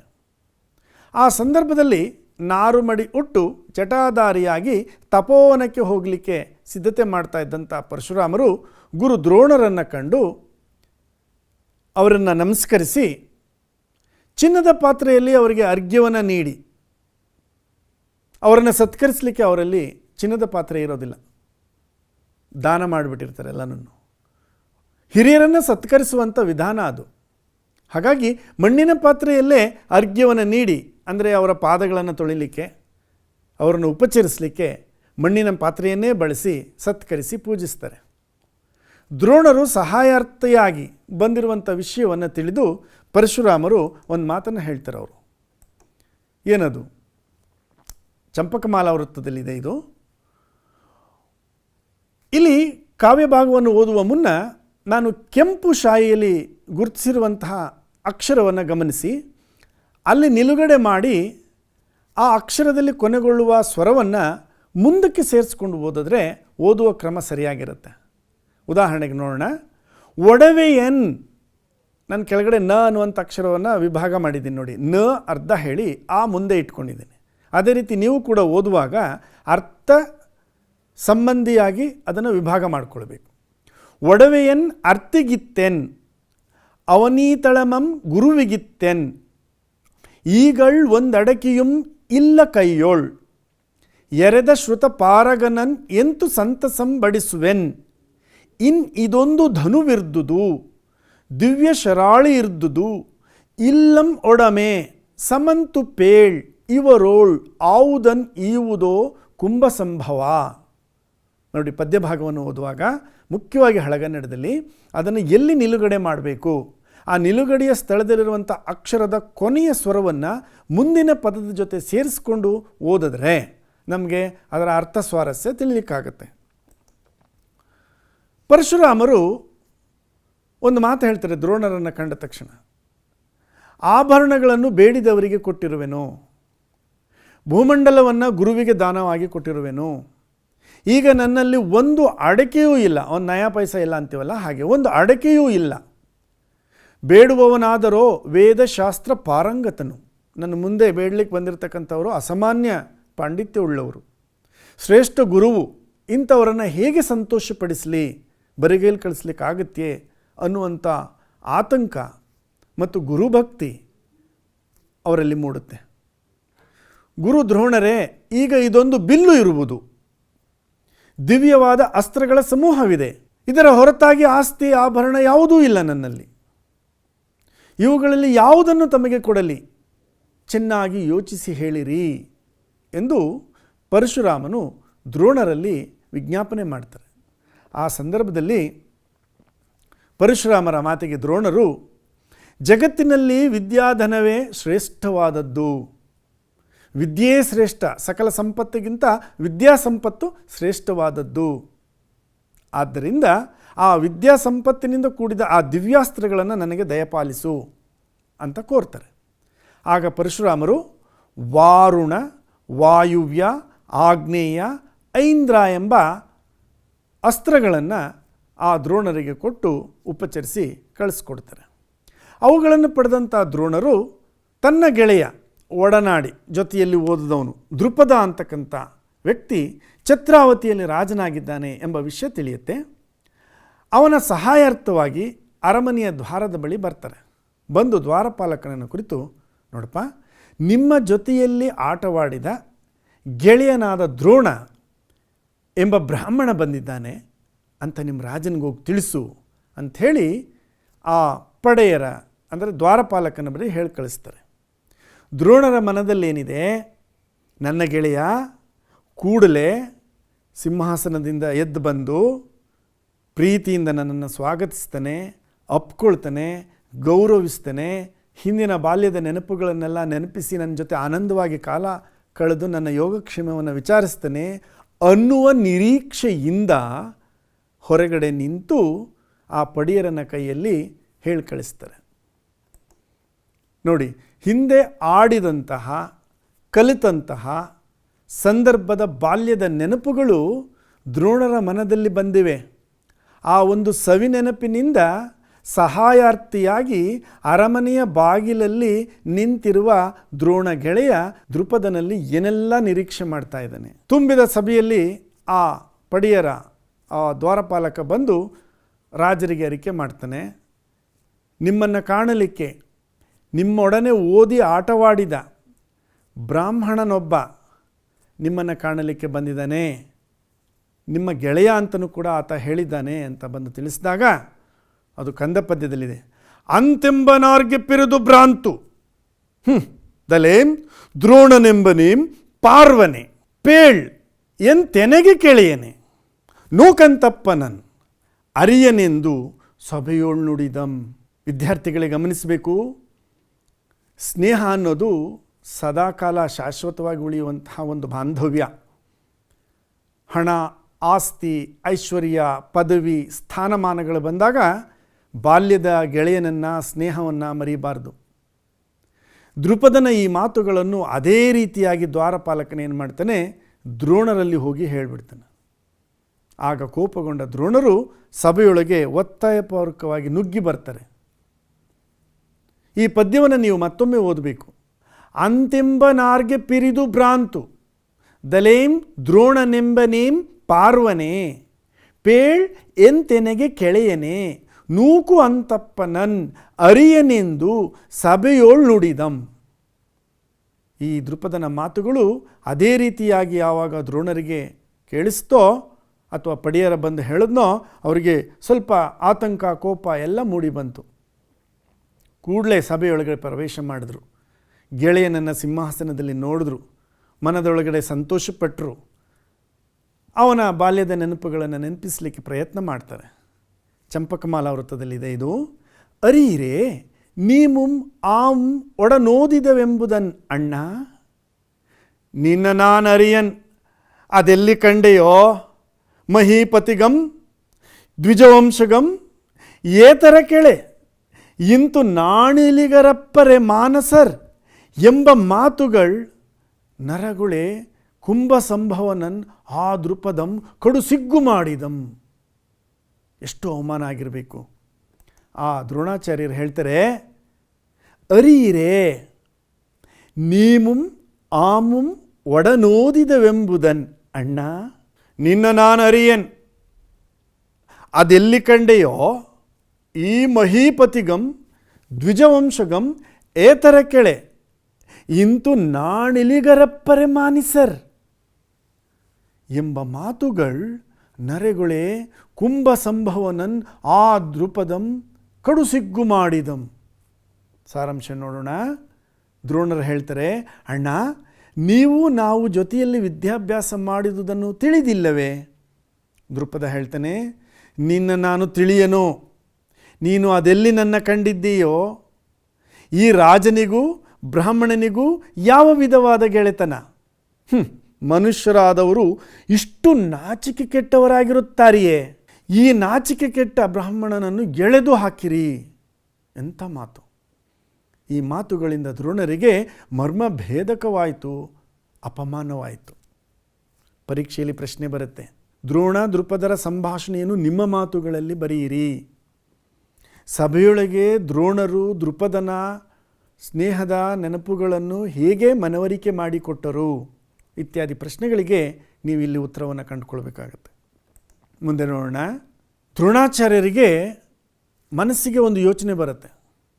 ನುಡಿ ತಡ ಒಪ್ಪುದು ಒಂದು, ಮೊಗದೋಳ್ ಮೊರುಕದೊಂದೊರೆಕೊಳ್ಳುವುದು ಒಂದು, ನಾಣ್ಗೆಡೆಗೂಡದೆ ಇರ್ಪುದು ಒಂದು, ನುಡಿಗಳ್ ಮೊರೆ ಇಪ್ಪುದು ಒಂದು, ಕಳ್ ಕುಡಿದವರ್ ಅದಂ ಇಂತು ಸಿರಿ ಸಾರ್ತರೆ, ಸಾರುವುದದಕ್ಕೆ ಸಂದೆಯಂಬಡದೆ, ಜಲಕ್ಕನಿ ಈಗಳರಿದೆಂ ಸಿರಿ ಕಳ್ಳು ಒಡ ಹುಟ್ಟಿತೆಂಬುದಂ. ನೋಡಿ ಮತ್ತೊಮ್ಮೆ ಹೇಳ್ತಾರೆ, ಮನುಜರಿಗೆ ಐಶ್ವರ್ಯ ಬರಲು ಮದ್ಯಪಾನ ಮಾಡಿದವರಂತೆ ಮಾತು ತೊದಲುವುದು. ಮನುಷ್ಯ ಯಾವತ್ತೂ ಅಹಂಕಾರ ಪಡ್ತಾನೋ ಅವನ ಮಾತಿಗೆ ಹಿಡ್ತಾ ಇರೋಲ್ಲ. ಮುಖದಲ್ಲಿ ವಕ್ರಚೇಷ್ಟೆಯುಂಟಾಗುವುದು. ಎಲ್ಲರನ್ನು ಕೇವಲವಾಗಿ ಕಣ್ಣುಬ್ಬಿನಿಂದ ಮಾತನಾಡಿಸಲಿಕ್ಕೆ ಪ್ರಾರಂಭಿಸ್ತಾರೆ. ಮಾತುಗಳು ನಾಚಿಕೆ ಇಲ್ಲದಾಗುವು. ಅವರ ಮಾತಿನಲ್ಲಿ ಮರ್ಯಾದೆಗಳೇ ಇರಲ್ಲ. ಏಕವಚನದಲ್ಲಿ ಹೀಯಾಳಿಸಿ ಹಂಗಿಸಿ ಮಾತನಾಡುವಂಥ ಪ್ರವೃತ್ತಿ ಬರುತ್ತೆ. ಸಂಬಂಧವನ್ನೇ ಮರೆತು ಹೋಗ್ತಾರೆ. ದ್ರೋಣರಿಗೆ ಆದ ಈ ಅನುಭವ ಬಹುಶಃ ಎಲ್ಲ ಸಂದರ್ಭದಲ್ಲಿ ಜನಗಳಿಗೆ ಆಗಿರಬಹುದೇನೋ. ಆದ್ದರಿಂದ ಐಶ್ವರ್ಯವು ಕಳ್ಳಿನೊಡನೆ ಹುಟ್ಟಿತೆಂಬುದನ್ನು, ಕಳ್ಳು ಅಂದರೆ ಹೆಂಡ, ಈ ಐಶ್ವರ್ಯ ಮತ್ತು ಹೆಂಡ ಒಟ್ಟಿಗೆ ಹುಟ್ಟಿದವೇನೋ. ಯಾಕೆಂತಂದರೆ ಹೆಂಡ ಕುಡಿದವರು ಹೆಂಗೆ ಆಡ್ತಾರೋ ಹಂಗೆ ಐಶ್ವರ್ಯ ಬಂದವರು ಹಾಗೆ ಆಡ್ತಾರೆ ಅಂತ. ಈಗ ತಾನೇ ತಿಳಿದೆನು ಎಂದು ದ್ರೋಣಾಚಾರ್ಯರು ಕೋಪಗೊಳ್ತಾರೆ. ಒಂದು ಮಾತನ್ನು ಹೇಳ್ತಾರೆ ಅವರು ಕೊನೆಯಲ್ಲಿ, ಕಳ ನೊಳವಿಂಗೆ ಕುಪ್ಪೆ ವರಂ ಎಂಬ ಓಲ್ ಆಂಬರಮುಂಟೆ ನಿನ್ನದೊಂದು ಅಳವು, ಒಡನೋದಿದೆ ಒಂದು ಬೆರಗಿಂಗೆ ಕೊಲ್ಲನಾಗದೆ ಈ ಸಭಾವಳೆಯದೋಳ್, ಎನ್ನನ್ ಏಳಿಸಿದ ನಿನ್ನ ನಾಕುಳಮನ್ ಎನ್ನ ಚಟ್ಟರಿಂ, ತಳವೆಳಗಾಗಿ ಕಟ್ಟಿಸದೆ ಮಾಂದೊಡೆ ಕೆಮ್ಮನೆ ಮೀಸೆ ಓದ್ತಾನೆ. ಎಂಥ ಕೋಪ ಬಂತು ಅವರಿಗೆ. ಕಳನೊಳವಿಂಗೆ ಕುಪ್ಪೆ ವರಂ, ಅಲ್ಲಿ ಬಣ್ಣ ಬದಲಾಯಿಸಿದ್ವಾ, ಅಕ್ಷರವನ್ನು ಬಿಡಿಸ್ಕೊಳ್ಬೇಕು. ನುಡಿ ತಡವಪ್ಪುದೊಂದು ಮೊಗದೋಳ್ ಮೊರುಕಂದೊಳೆಕೊಳ್ಳುವುದು ಒಂದು, ನಾಣ್ಗೆಡೆ ಗುಡದೆ ಇರ್ಪುದು ಒಂದು, ನುಡಿಗಳ್ ಮೊರೆ ಇಪ್ಪುದು ಒಂದು, ಕಳ್ ಕುಡಿದವರ್ ಅಂದಂ ಇಂತು ಸಿರಿ ಸಾರ್ತರೆ, ಸಾರುವುದದಕ್ಕೆ ಸಂದೆಯಂಬಡದೆ ಜಲಕ್ಕನೀಗಳ್ ಅರಿದೆಂ ಸಿರಿ ಕಳ್ ಒಡ ಹುಟ್ಟಿತೆಂಬುದಂ. ದ್ರೋಣರು ದೃಪದರನ್ನು ಕುರಿತು, ಎಲೈ ನೀಚನೆ, ನೊಣಕ್ಕೆ ಕಸದ ತಿಪ್ಪೆಯೇ ಶ್ರೇಷ್ಠ ಎನ್ನುವ ರೀತಿಯಲ್ಲಿ ನಿನ್ನ ಯೋಗ್ಯತೆ ನನ್ನವರೆಗೂ ಉಂಟೆ, ಜೊತೆಯಲ್ಲಿ ವಿದ್ಯಾಭ್ಯಾಸ ಮಾಡಿದನೆಂಬ ಒಂದೇ ಒಂದು ಕಾರಣದಿಂದ ನಿನ್ನನ್ನು ಕೊಲ್ಲಲಾರೆನು. ಈ ಸಭಾಮಂಡಲದಲ್ಲಿ ನನ್ನನ್ನು ಹೀಯಾಳಿಸಿದ ಅವಮಾನಿಸಿದ ನಿನ್ನನ್ನು ಅನಾಯಾಸವಾಗಿ ನನ್ನ ಶಿಷ್ಯರಿಂದಲೇ ನೀನು ಗಾಬರಿಗೊಳ್ಳುವಂತೆ ಬಂಧಿಸದೆ ಹೋದರೆ ನಾನು ಮೀಸೆ ಹೊತ್ತು ವ್ಯರ್ಥವಲ್ಲವೇ ಎಂಬ ಶಪಥವನ್ನು ಅಲ್ಲಿ ದ್ರೋಣಾಚಾರ್ಯರು ಮಾಡ್ತಾರೆ. ಇಲ್ಲಿಗೆ ಪದ್ಯಭಾಗ ಮುಕ್ತಾಯ ಆಗುತ್ತೆ. ಮಕ್ಕಳಿಗೆ ಪರೀಕ್ಷಾ ದೃಷ್ಟಿಯಿಂದ ಬರುವಂಥ ಪ್ರಶ್ನೆ ಏನಪ್ಪ ಅಂತಂದರೆ, ದ್ರೋಣ ಮತ್ತು ದೃಪದರ ಸಂಭಾಷಣೆಯನ್ನು ನಿಮ್ಮ ಮಾತುಗಳಲ್ಲಿ ಬರೆಯಿರಿ, ದ್ರೋಣಾಚಾರ್ಯರ ಪ್ರತಿಜ್ಞೆಯನ್ನು ಕುರಿತು ಬರೆಯಿರಿ.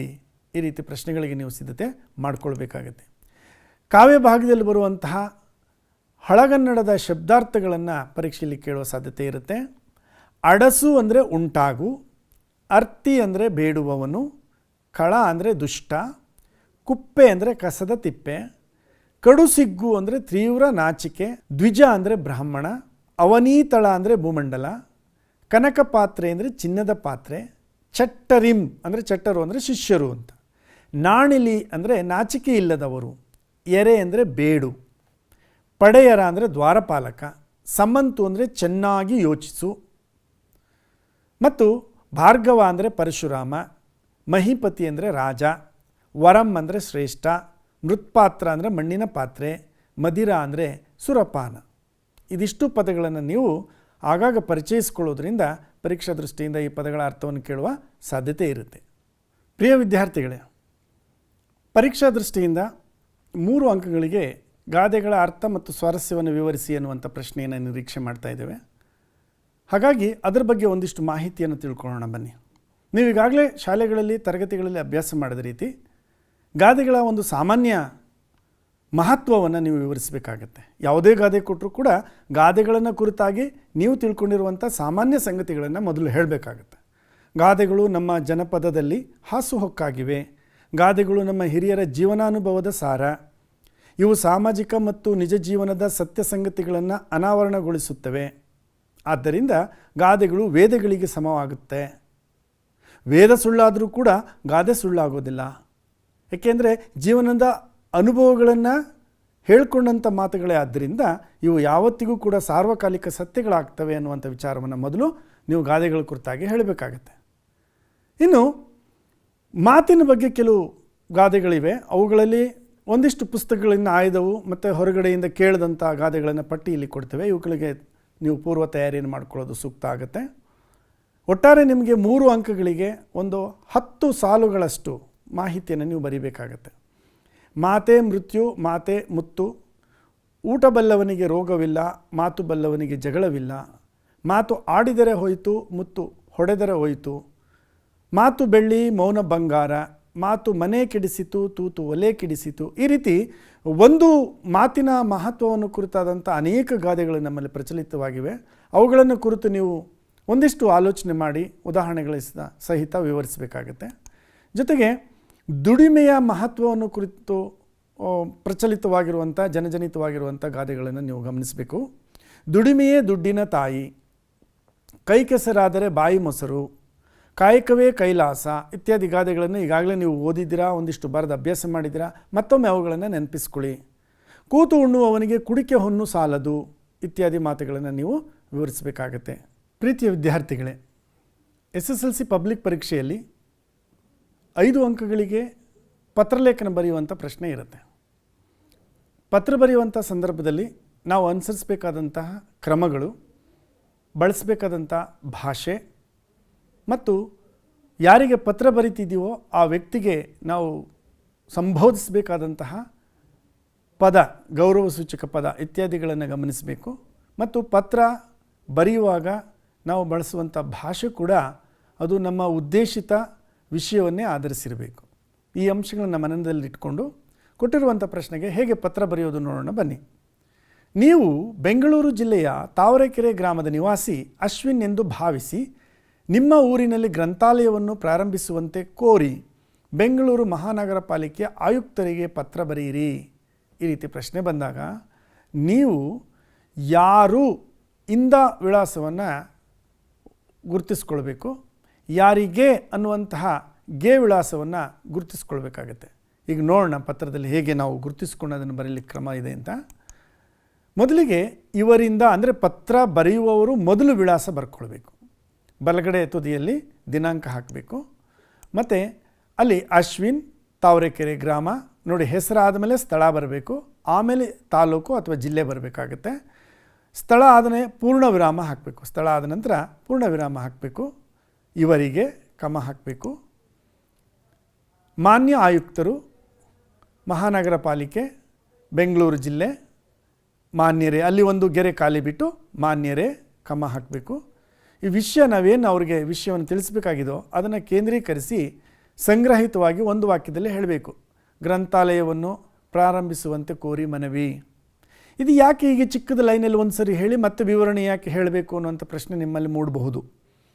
ಕಚೇರಿ ಆಡಳಿತ ವ್ಯವಸ್ಥೆಯಲ್ಲಿ ಪತ್ರಗಳು ಟಪಾಲ್ನಲ್ಲಿ ಬಂದಾಗ ಪ್ರತಿಯೊಂದು ವಿಷಯ ಆಧಾರಿತ ವಿಷಯ ನಿರ್ವಾಹಕರ ಮೇಜು ಬೇರೆ ಬೇರೆ ಇರುತ್ತೆ. ಟಪಾಲ್ನಲ್ಲಿ ಸ್ವೀಕಾರ ಮಾಡಿದಂಥ ಪತ್ರವನ್ನು ಸಂಬಂಧಿಸಿದ ವಿಷಯ ನಿರ್ವಾಹಕರ ಕಡೆ ಹಂಚಬೇಕಾಗತ್ತೆ ಕಚೇರಿಗಳಲ್ಲಿ. ಆ ಕಾರಣಕ್ಕೆ ಪತ್ರವನ್ನೆಲ್ಲ ಓದಿ ಹುಡುಕೋ ಬದಲು ಈ ಮುಖ್ಯ ಸಾಲನ್ನು ನೋಡಿ ಅವರು ಪತ್ರಗಳನ್ನು ಹಂಚಿಕೆ ಮಾಡಿ ನಿಮಗೆ ಬೇಕಾದಂತಹ ಕೆಲಸಗಳನ್ನು ಮಾಡಿಕೊಡ್ಲಿಕ್ಕೆ ಅನುಕೂಲ ಆಗುತ್ತೆ ಅನ್ನೋ ಕಾರಣಕ್ಕೆ ಈ ವಿಷಯವನ್ನು ಸಂಗ್ರಹಿತವಾಗಿ ಬರೆಯುವಂಥ ಸಂಪ್ರದಾಯ ಇದೆ. ಇನ್ನು ವಿವರಣೆಯಲ್ಲಿ ಬಂದಾಗ ನಮಗೇನು ಬೇಡಿಕೆ ಬೇಕೋ ಅದನ್ನು ಸಂಪೂರ್ಣವಾಗಿ ನಾವು ಅಲ್ಲಿ ವಿವರಿಸಬೇಕಾಗತ್ತೆ. ಅಶ್ವಿನಾದ ನಾನು ತಾವರೆಕೆರೆ ಗ್ರಾಮದ ನಿವಾಸದಲ್ಲಿದ್ದೇನೆ. ನಮ್ಮ ಗ್ರಾಮದಲ್ಲಿ ಇಂತಹ ಸೌಲಭ್ಯ ಆಗಬೇಕು ಅನ್ನುವಂಥ ವಿವರಣೆಯನ್ನು ಉದ್ದಕ್ಕೂ ಬರ್ಕೊಳ್ತಾ ನಾವು ಅಲ್ಲಿ ಪತ್ರವನ್ನು ಮುಕ್ತಾಯ ಮಾಡಬೇಕಾಗತ್ತೆ. ನೋಡಿ, ಕೊನೆಗೆ ನಮನಗಳು ಅಥವಾ ವಂದನೆಗಳನ್ನು ಬರೆದು ನಮ್ಮ ಹೊರ ವಿಳಾಸವನ್ನು ಬರೀಬೇಕು. ಪತ್ರದಲ್ಲಿ ಹೊರ ವಿಳಾಸದ ಅವಶ್ಯಕತೆ ಇದೆಯೇ ಅಥವಾ ಅದು ಕಡ್ಡಾಯವೇ ಅನ್ನುವಂಥ ಗೊಂದಲ ಇದೆ ನಿಮಗೆ. ಹೊರ ವಿಳಾಸ ಟಪಾಲು ನೀಡುವಂಥ ವ್ಯಕ್ತಿಗೆ ಬೇಕಾದ್ದರಿಂದ ಅಲ್ಲಿ ಬರೀಬೇಕಾಗತ್ತೆ. ಬರೆಯುವ ಸಂಪ್ರದಾಯ ಅದಕ್ಕಲ್ಲಿ ಗುರುತು ಮಾಡಿದ್ದೀವಿ. ಮತ್ತು ಮತ್ತೊಂದು ಪತ್ರವನ್ನು ನೋಡೋಣ. ಇದಾದ ನಂತರ ನೋಡಿ, ಇವರಿಂದ ದಿನಾಂಕ ಅಲ್ಲಿಗೆ ಬರ್ತದೆ, ಹೆಸರು, ತರಗತಿ, ಶಾಲೆ ಮತ್ತು ಇವರಿಗೆ ಮಾನ್ಯ ಮುಖ್ಯೋಪಾಧ್ಯಾಯರು, ಸರ್ಕಾರಿ ಪ್ರೌಢಶಾಲೆ, ತುಮಕೂರು ಜಿಲ್ಲೆ, ಮಾನ್ಯರೇ, ಹೀಗೆ ಪತ್ರದ ಒಂದು ಚೌಕಟ್ಟು ಹೇಗಿರುತ್ತೆ ಅನ್ನೋದನ್ನು ನೀವು ಗ್ರಹಿಸ್ಕೊಂಡ್ರೆ ಬರೀಲಿಕ್ಕೆ ಸುಲಭ ಆಗುತ್ತೆ. 3 ದಿನಗಳ ರಜೆ ಕೋರಿ ಬರೆಯುವಂಥ ಪತ್ರ ಇದಾಗಿದೆ. ಇಲ್ಲಿ ಪೂರ್ಣ ವಿವರವನ್ನು ನೀವು ಬರೆದು ಕೊನೆಗೆ ವಂದನೆಗಳೊಂದಿಗೆ ಅಥವಾ ನಮನಗಳು ಬರೆದು ಕೆಳಗಡೆ ಸಹಿ ಮಾಡಬೇಕಾಗತ್ತೆ. ಕೊನೆಗೆ ಹೊರ ವಿಳಾಸಕ್ಕೂ ಕೂಡ ನೀವು ಅವಕಾಶವನ್ನು ಕೊಟ್ಟರೆ ಅನುಕೂಲ. ಮತ್ತೊಂದು ಪ್ರಶ್ನೆಯನ್ನು ನೋಡೋಣ. ನೀವು ಸರ್ಕಾರಿ ಪ್ರೌಢಶಾಲೆ ಧಾರವಾಡ ಜಿಲ್ಲೆಯ 10ನೇ ತರಗತಿಯಲ್ಲಿ ಓದುತ್ತಿರುವ ವಿದ್ಯಾರ್ಥಿ ಅಭಿನಂದನ್ ಎಂದು ಭಾವಿಸಿ ಉನ್ನತ ವ್ಯಾಸಂಗಕ್ಕಾಗಿ ವರ್ಗಾವಣಾ ಪತ್ರವನ್ನು ಕೊಡುವಂತೆ ಕೋರಿ ಮುಖ್ಯೋಪಾಧ್ಯಾಯರಿಗೆ ಪತ್ರ ಬರೆಯಿರಿ ಅಂತ ಹೇಳ್ಕೊಟ್ಟಾಗ ನೋಡಿ, ಈ ರೀತಿ ವಿಳಾಸವನ್ನು ಸಂಯೋಜಿಸ್ಕೊಳ್ಬೇಕು. ಹೆಸರು, ಸ್ಥಳ, ಜಿಲ್ಲೆ, ಅದಾದ ನಂತರ ಇವರಿಗೆ ವಿಳಾಸ, ಮತ್ತು ಅಲ್ಲಿ ಕೊನೆಗೆ ಸ್ಥಳ ಬರುತ್ತೆ, ಜಿಲ್ಲೆ ಬರುತ್ತೆ, ಮತ್ತು ಮಾನ್ಯರೇ ಆದಮೇಲೆ ಒಂದು ಕಾಮ ಹಾಕಬೇಕು. ವಿಷಯವನ್ನು ಮತ್ತೆ ಸಂಗ್ರಹಿತವಾಗಿ ಬರೀಬೇಕು. ವರ್ಗಾವಣೆ ಪತ್ರವನ್ನು ಕೋರಿ ಮನವಿ ಅಂತ ಹೇಳಿ, ಮತ್ತು ವಿಷಯ ವಿಸ್ತೃತವಾಗಿ ನಿಮಗೆ ಏನು ಕಚೇರಿಯಿಂದ ಬೇಕಾಗಿದೆಯೋ ಆ ಪತ್ರವನ್ನು ಕುರಿತಾಗಿ ಮನವಿ ಪತ್ರದ ಒಕ್ಕಣೆಯನ್ನು ಬರೀಬೇಕು. ಕೊನೆಗೆ ನಮನಗಳು, ತಮ್ಮ ವಿದ್ಯಾರ್ಥಿ ಮತ್ತು ಸಹಿ. ಹೀಗೆ ಮತ್ತೊಂದು ಉದಾಹರಣೆಯನ್ನು ನೋಡೋಣ. ನೀವು ಕೋಲಾರ ಜಿಲ್ಲೆಯ ಕನಕ ಬಡಾವಣೆಯ ನಿವಾಸಿ ರವೀಂದ್ರ ಎಂದು ಭಾವಿಸಿ ನಿಮ್ಮ ಬಡಾವಣೆಯ ಬೀದಿ ದೀಪಗಳನ್ನು ಸರಿಪಡಿಸುವಂತೆ ಕೋರಿ ಕೋಲಾರ ಜಿಲ್ಲಾ ಪಂಚಾಯಿತಿ ಮುಖ್ಯ ಕಾರ್ಯನಿರ್ವಹಣಾಧಿಕಾರಿಗಳಿಗೆ ಮನವಿ ಪತ್ರ ಬರೆಯಿರಿ. ಇಲ್ಲಿ ಬಂದಾಗ ನೋಡಿ, ಇವರಿಂದ ಅದರ ಎದುರುಗಡೆ ದಿನಾಂಕ ಹಾಕಿ ರವೀಂದ್ರ, ಕನಕ ಬಡಾವಣೆ, ಕೋಲಾರ ಜಿಲ್ಲೆ, ಹೀಗೆ ಆ ವಿಳಾಸವನ್ನು ಕ್ರಮಾನುಗತಿಯಲ್ಲಿ ಬರ್ಕೊಳ್ಬೇಕು. ಇವರಿಗೆ ಮುಖ್ಯ ಕಾರ್ಯನಿರ್ವಹಣಾಧಿಕಾರಿಗಳು, ಜಿಲ್ಲಾ ಪಂಚಾಯಿತಿ, ಕೋಲಾರ ಜಿಲ್ಲೆ, ಮತ್ತು ಮಾನ್ಯರೇ, ವಿಷಯ, ಆ ವಿಷಯವನ್ನು ಸಂಗ್ರಹಿಸಿ ಬರ್ಕೊಂಡು ಮತ್ತು ವಿವರವನ್ನು ನೀವು ಇಲ್ಲಿ ಬರೀಬೇಕಾಗತ್ತೆ. ಕೊನೆಗೆ ವಂದನೆಗಳೊಂದಿಗೆ ಅಥವಾ ನಮನಗಳನ್ನು ಸಲ್ಲಿಸಿ ತಮ್ಮ ವಿಶ್ವಾಸಿ ಅಂಥೇಳಿ ಮುಗಿಸ್ಬೇಕಾಗತ್ತೆ. ಅದಾದ ನಂತರ ನೀವು ಬೆಂಗಳೂರಿನ ಚಂದ್ರಬಾಣ ನಿವಾಸಿ ಮೋಹನ ಎಂದು ಭಾವಿಸಿ ನಿಮ್ಮ ಬಡಾವಣೆಯಲ್ಲಿ ಆರೋಗ್ಯ ಕೇಂದ್ರವನ್ನು ಪ್ರಾರಂಭಿಸುವಂತೆ ಬೆಂಗಳೂರು ಜಿಲ್ಲೆಯ ಜಿಲ್ಲಾಧಿಕಾರಿಗಳಿಗೆ ಪತ್ರ ಬರೆಯಿರಿ ಅಂತ ಹೇಳಿ ಒಂದು ಕಚೇರಿ ಪತ್ರ ಕೊಟ್ಟರೆ ನೀವು ಈ ರೀತಿ ಪತ್ರದ ಒಂದು ಚೌಕಟ್ಟನ್ನು ನೀವು ಗಮನಿಸ್ತಾ ಇದ್ದೀರಾ. ಈ ರೀತಿ ವಿಳಾಸ ಪತ್ರ ಬರೆಯುವವರ ವಿಳಾಸ ಮೊದಲು ಬರಬೇಕು. ಯಾರಿಗೆ ಪತ್ರವನ್ನು ನೀಡಬೇಕಿದೆಯೋ ಅವ್ರ ವಿಳಾಸ ನಂತರ ಬರೀಬೇಕು. ಮಾನ್ಯರೇ ಬರೀಬೇಕು. ಒಂದು ಗೆರೆಯಷ್ಟು ಸ್ಥಳಾವಕಾಶವನ್ನು ಕೊಟ್ಟು ಆನಂತರ ವಿಷಯವನ್ನು ಬರೆದು ವಿಷಯದ ಒಡಲನ್ನು ಹೆಚ್ಚು ವಿಸ್ತೃತವಾಗಿ ಬರೆದು ಒಂದು 2-3 ಸಾಲುಗಳಲ್ಲಿ ಸಂಕ್ಷಿಪ್ತವಾಗಿ ಬರೆದು ಪತ್ರವನ್ನು ಮುಗಿಸಬೇಕಾಗತ್ತೆ. ನೀವು ಉಡುಪಿ ಜಿಲ್ಲೆಯ ಕೋಟಾದ ಆಳ್ವ ವಸತಿ ಪ್ರೌಢಶಾಲೆಯ 10ನೇ ತರಗತಿಯಲ್ಲಿ ಓದುತ್ತಿರುವ ಅನುರಾಧ ಅಥವಾ ಅನುಪಮ್ ಎಂದು ಭಾವಿಸಿಕೊಂಡು, ಹೀಗೆಲ್ಲ ಪ್ರಶ್ನೆ ಬಂದಾಗ ನಿಮ್ಮ ವಿಳಾಸವನ್ನು ನೀವು ಕ್ರಮಾನುಗತಿಯಲ್ಲಿ ಸಂಯೋಜಿಸ್ಕೊಳ್ಬೇಕು ಮತ್ತು ವಿಳಾಸವನ್ನು ಕೂಡ ಕ್ರಮಾನುಗತಿಯಲ್ಲಿ ಜೋಡಿಸ್ಕೊಳ್ಬೇಕು. ತದನಂತರ ಪತ್ರ ಬರೀಲಿಕ್ಕೆ ಅನುಕೂಲ ಆಗುತ್ತೆ. ನೋಡೋಣ ಬನ್ನಿ. ಇದು ವೈಯಕ್ತಿಕ ಪತ್ರ ಆದ್ದರಿಂದ ಕ್ಷೇಮ, ಶ್ರೀ, ದಿನಾಂಕ ಮೊದಲು ಬರ್ಕೊಂಡು ತದನಂತರ ನಾವು ಸಂಬಂಧಪಟ್ಟಂಥ ನಮ್ಮ ಖಾಸಗಿ ವ್ಯಕ್ತಿಗಳಿಗೆ, ಅಂದರೆ ನಮ್ಮ ಸಂಬಂಧಪಟ್ಟಂಥ ವ್ಯಕ್ತಿಗಳಿಗೆ ಸೂಕ್ತವಾದಂಥ ಸಂಬೋಧನಾ ಶಬ್ದ ಏನಿದೆ, ಗೌರವ ಸೂಚಕ ಶಬ್ದ, ಅದನ್ನು ಬಳಸಬೇಕಾಗತ್ತೆ. ಪೂಜ್ಯ ಮಾತೃಶ್ರೀ ಅವರಿಗೆ ಇದಕ್ಕೆ 1 ಅಂಕ ನಿಗದಿಗೊಳಿಸಿರ್ತಾರೆ. ತದನಂತರ ಯೋಗಕ್ಷೇಮದ ವಿಚಾರ ಬಂದ ನಂತರ ಪತ್ರ ಬರೆದಂಥ ಪ್ರಮುಖ ವಿಚಾರಕ್ಕೆ ನಾವು ಬರಬೇಕಾಗತ್ತೆ. ಅಲ್ಲಿ ಪೋಷಕರ ಸಭೆಗೆ ಹಾಜರಾಗುವಂತೆ ತಾಯಿಯನ್ನು ಆಹ್ವಾನಿಸಿ ಪತ್ರ ಬರೆಯಲಿ ಅನ್ನೋದರಿಂದ ಅದೇ ವಿಚಾರವನ್ನು ಕುರಿತು ಇಲ್ಲಿ ಪತ್ರ ಬರೆಯಲಾಗಿದೆ. ಕೊನೆಗೆ ಮುಕ್ತಾಯದ ಹಂತದಲ್ಲಿ ಇಂತಿ ನಿಮ್ಮ ಮಗಳು ಸಹಿ ಹಾಕಿ ವಿಳಾಸ ಬರೀಬೇಕು. ಎಡಬದಿಯಲ್ಲಿ ವಿಳಾಸವನ್ನು ಬರೆದು ಮುಕ್ತಾಯಗೊಳಿಸಬೇಕು. ಕಚೇರಿ ಪತ್ರಕ್ಕೂ ಖಾಸಗಿ ಪತ್ರಕ್ಕೂ ವ್ಯತ್ಯಾಸ ಏನಪ್ಪ ಅಂದರೆ, ಕಚೇರಿ ಪತ್ರದಲ್ಲಿ ಇಂದ ಮತ್ತು ವಿಳಾಸ ಎರಡೂ ಕೂಡ ಕ್ರಮವಾಗಿ ಬಂದುಬಿಡ್ತದೆ. ಖಾಸಗಿ ಪತ್ರದಲ್ಲಿ ವಿಳಾಸಗಳು ಪತ್ರದ ಕೊನೆಯಲ್ಲಿ ಬರೀತೇವೆ. ಇದಿಷ್ಟೇ ವ್ಯತ್ಯಾಸ. ಅದನಂತರ ಈ ಖಾಸಗಿ ಪತ್ರದಲ್ಲಿ ನಾವು ಯಾವ ವ್ಯಕ್ತಿಗೆ ಪತ್ರ ಬರಿತೀವೋ ಅಂದಾಗ ಆ ವ್ಯಕ್ತಿಗೆ ಸೂಕ್ತವಾದ ಸಂಬೋಧನಾ ಶಬ್ದವನ್ನು ಬಳಸಬೇಕು. ತೀರ್ಥರೂಪ ತಂದೆಯವರಿಗಾದರೆ ತೀರ್ಥರೂಪ ಅಂತ ಬಳಸಬೇಕು. ದೊಡ್ಡಪ್ಪ ಚಿಕ್ಕಪ್ಪನರಿಗಾದರೆ ತೀರ್ಥರೂಪ ಸಮಾನರಾದ ಅನ್ನುವಂಥ ಶಬ್ದವನ್ನು ಬಳಸಬೇಕಾಗತ್ತೆ. ತಮ್ಮನಿಗಾದರೆ ಚಿರಂಜೀವಿ ಅಂತ ಬಳಸಬೇಕು. ಅಣ್ಣನಿಗೆ ಮತ್ತೆ ತೀರ್ಥರೂಪ ಸಮಾನರಾದ ಅಂತ ಹೇಳಿ ಸಂಬೋಧಿಸಬೇಕಾಗತ್ತೆ. ಹೀಗೆ ಸೂಕ್ತವಾದ ಸಂಬೋಧನಾ ಶಬ್ದವನ್ನು ಬಳಸಿ ನಾವು ಪತ್ರವನ್ನು ಆರಂಭಿಸಬೇಕಾಗತ್ತೆ. ಇದಕ್ಕೆ ನಾವು ಪತ್ರದ ಅಭ್ಯಾಸ ಬರದೇ ಮಾಡಬೇಕಾಗತ್ತೆ. ಹಾಗಾಗಿ ಪತ್ರದ ಚೌಕಟ್ಟನ್ನು ನೀವು ಗಮನಿಸಿದ್ದೀರಿ. ಲೇಖನಿ ಚಿಹ್ನೆಗಳು ಬಹಳ ಮುಖ್ಯ. ಅವುಗಳನ್ನು ಸೂಕ್ತವಾಗಿ ಬಳಸಿ ಪತ್ರವನ್ನು ಬರೆದರೆ ನಿಮಗೆ ಪೂರ್ಣ ಅಂಕವನ್ನು ಸಿಗುತ್ತೆ. ಇಷ್ಟು ಹೊತ್ತು ಕನ್ನಡ ಪಾಠದಲ್ಲಿ ನಮ್ಮ ಜೊತೆಯಾಗಿದ್ದಕ್ಕೆ ನಿಮ್ಮೆಲ್ಲರಿಗೂ ನಮಸ್ಕಾರ.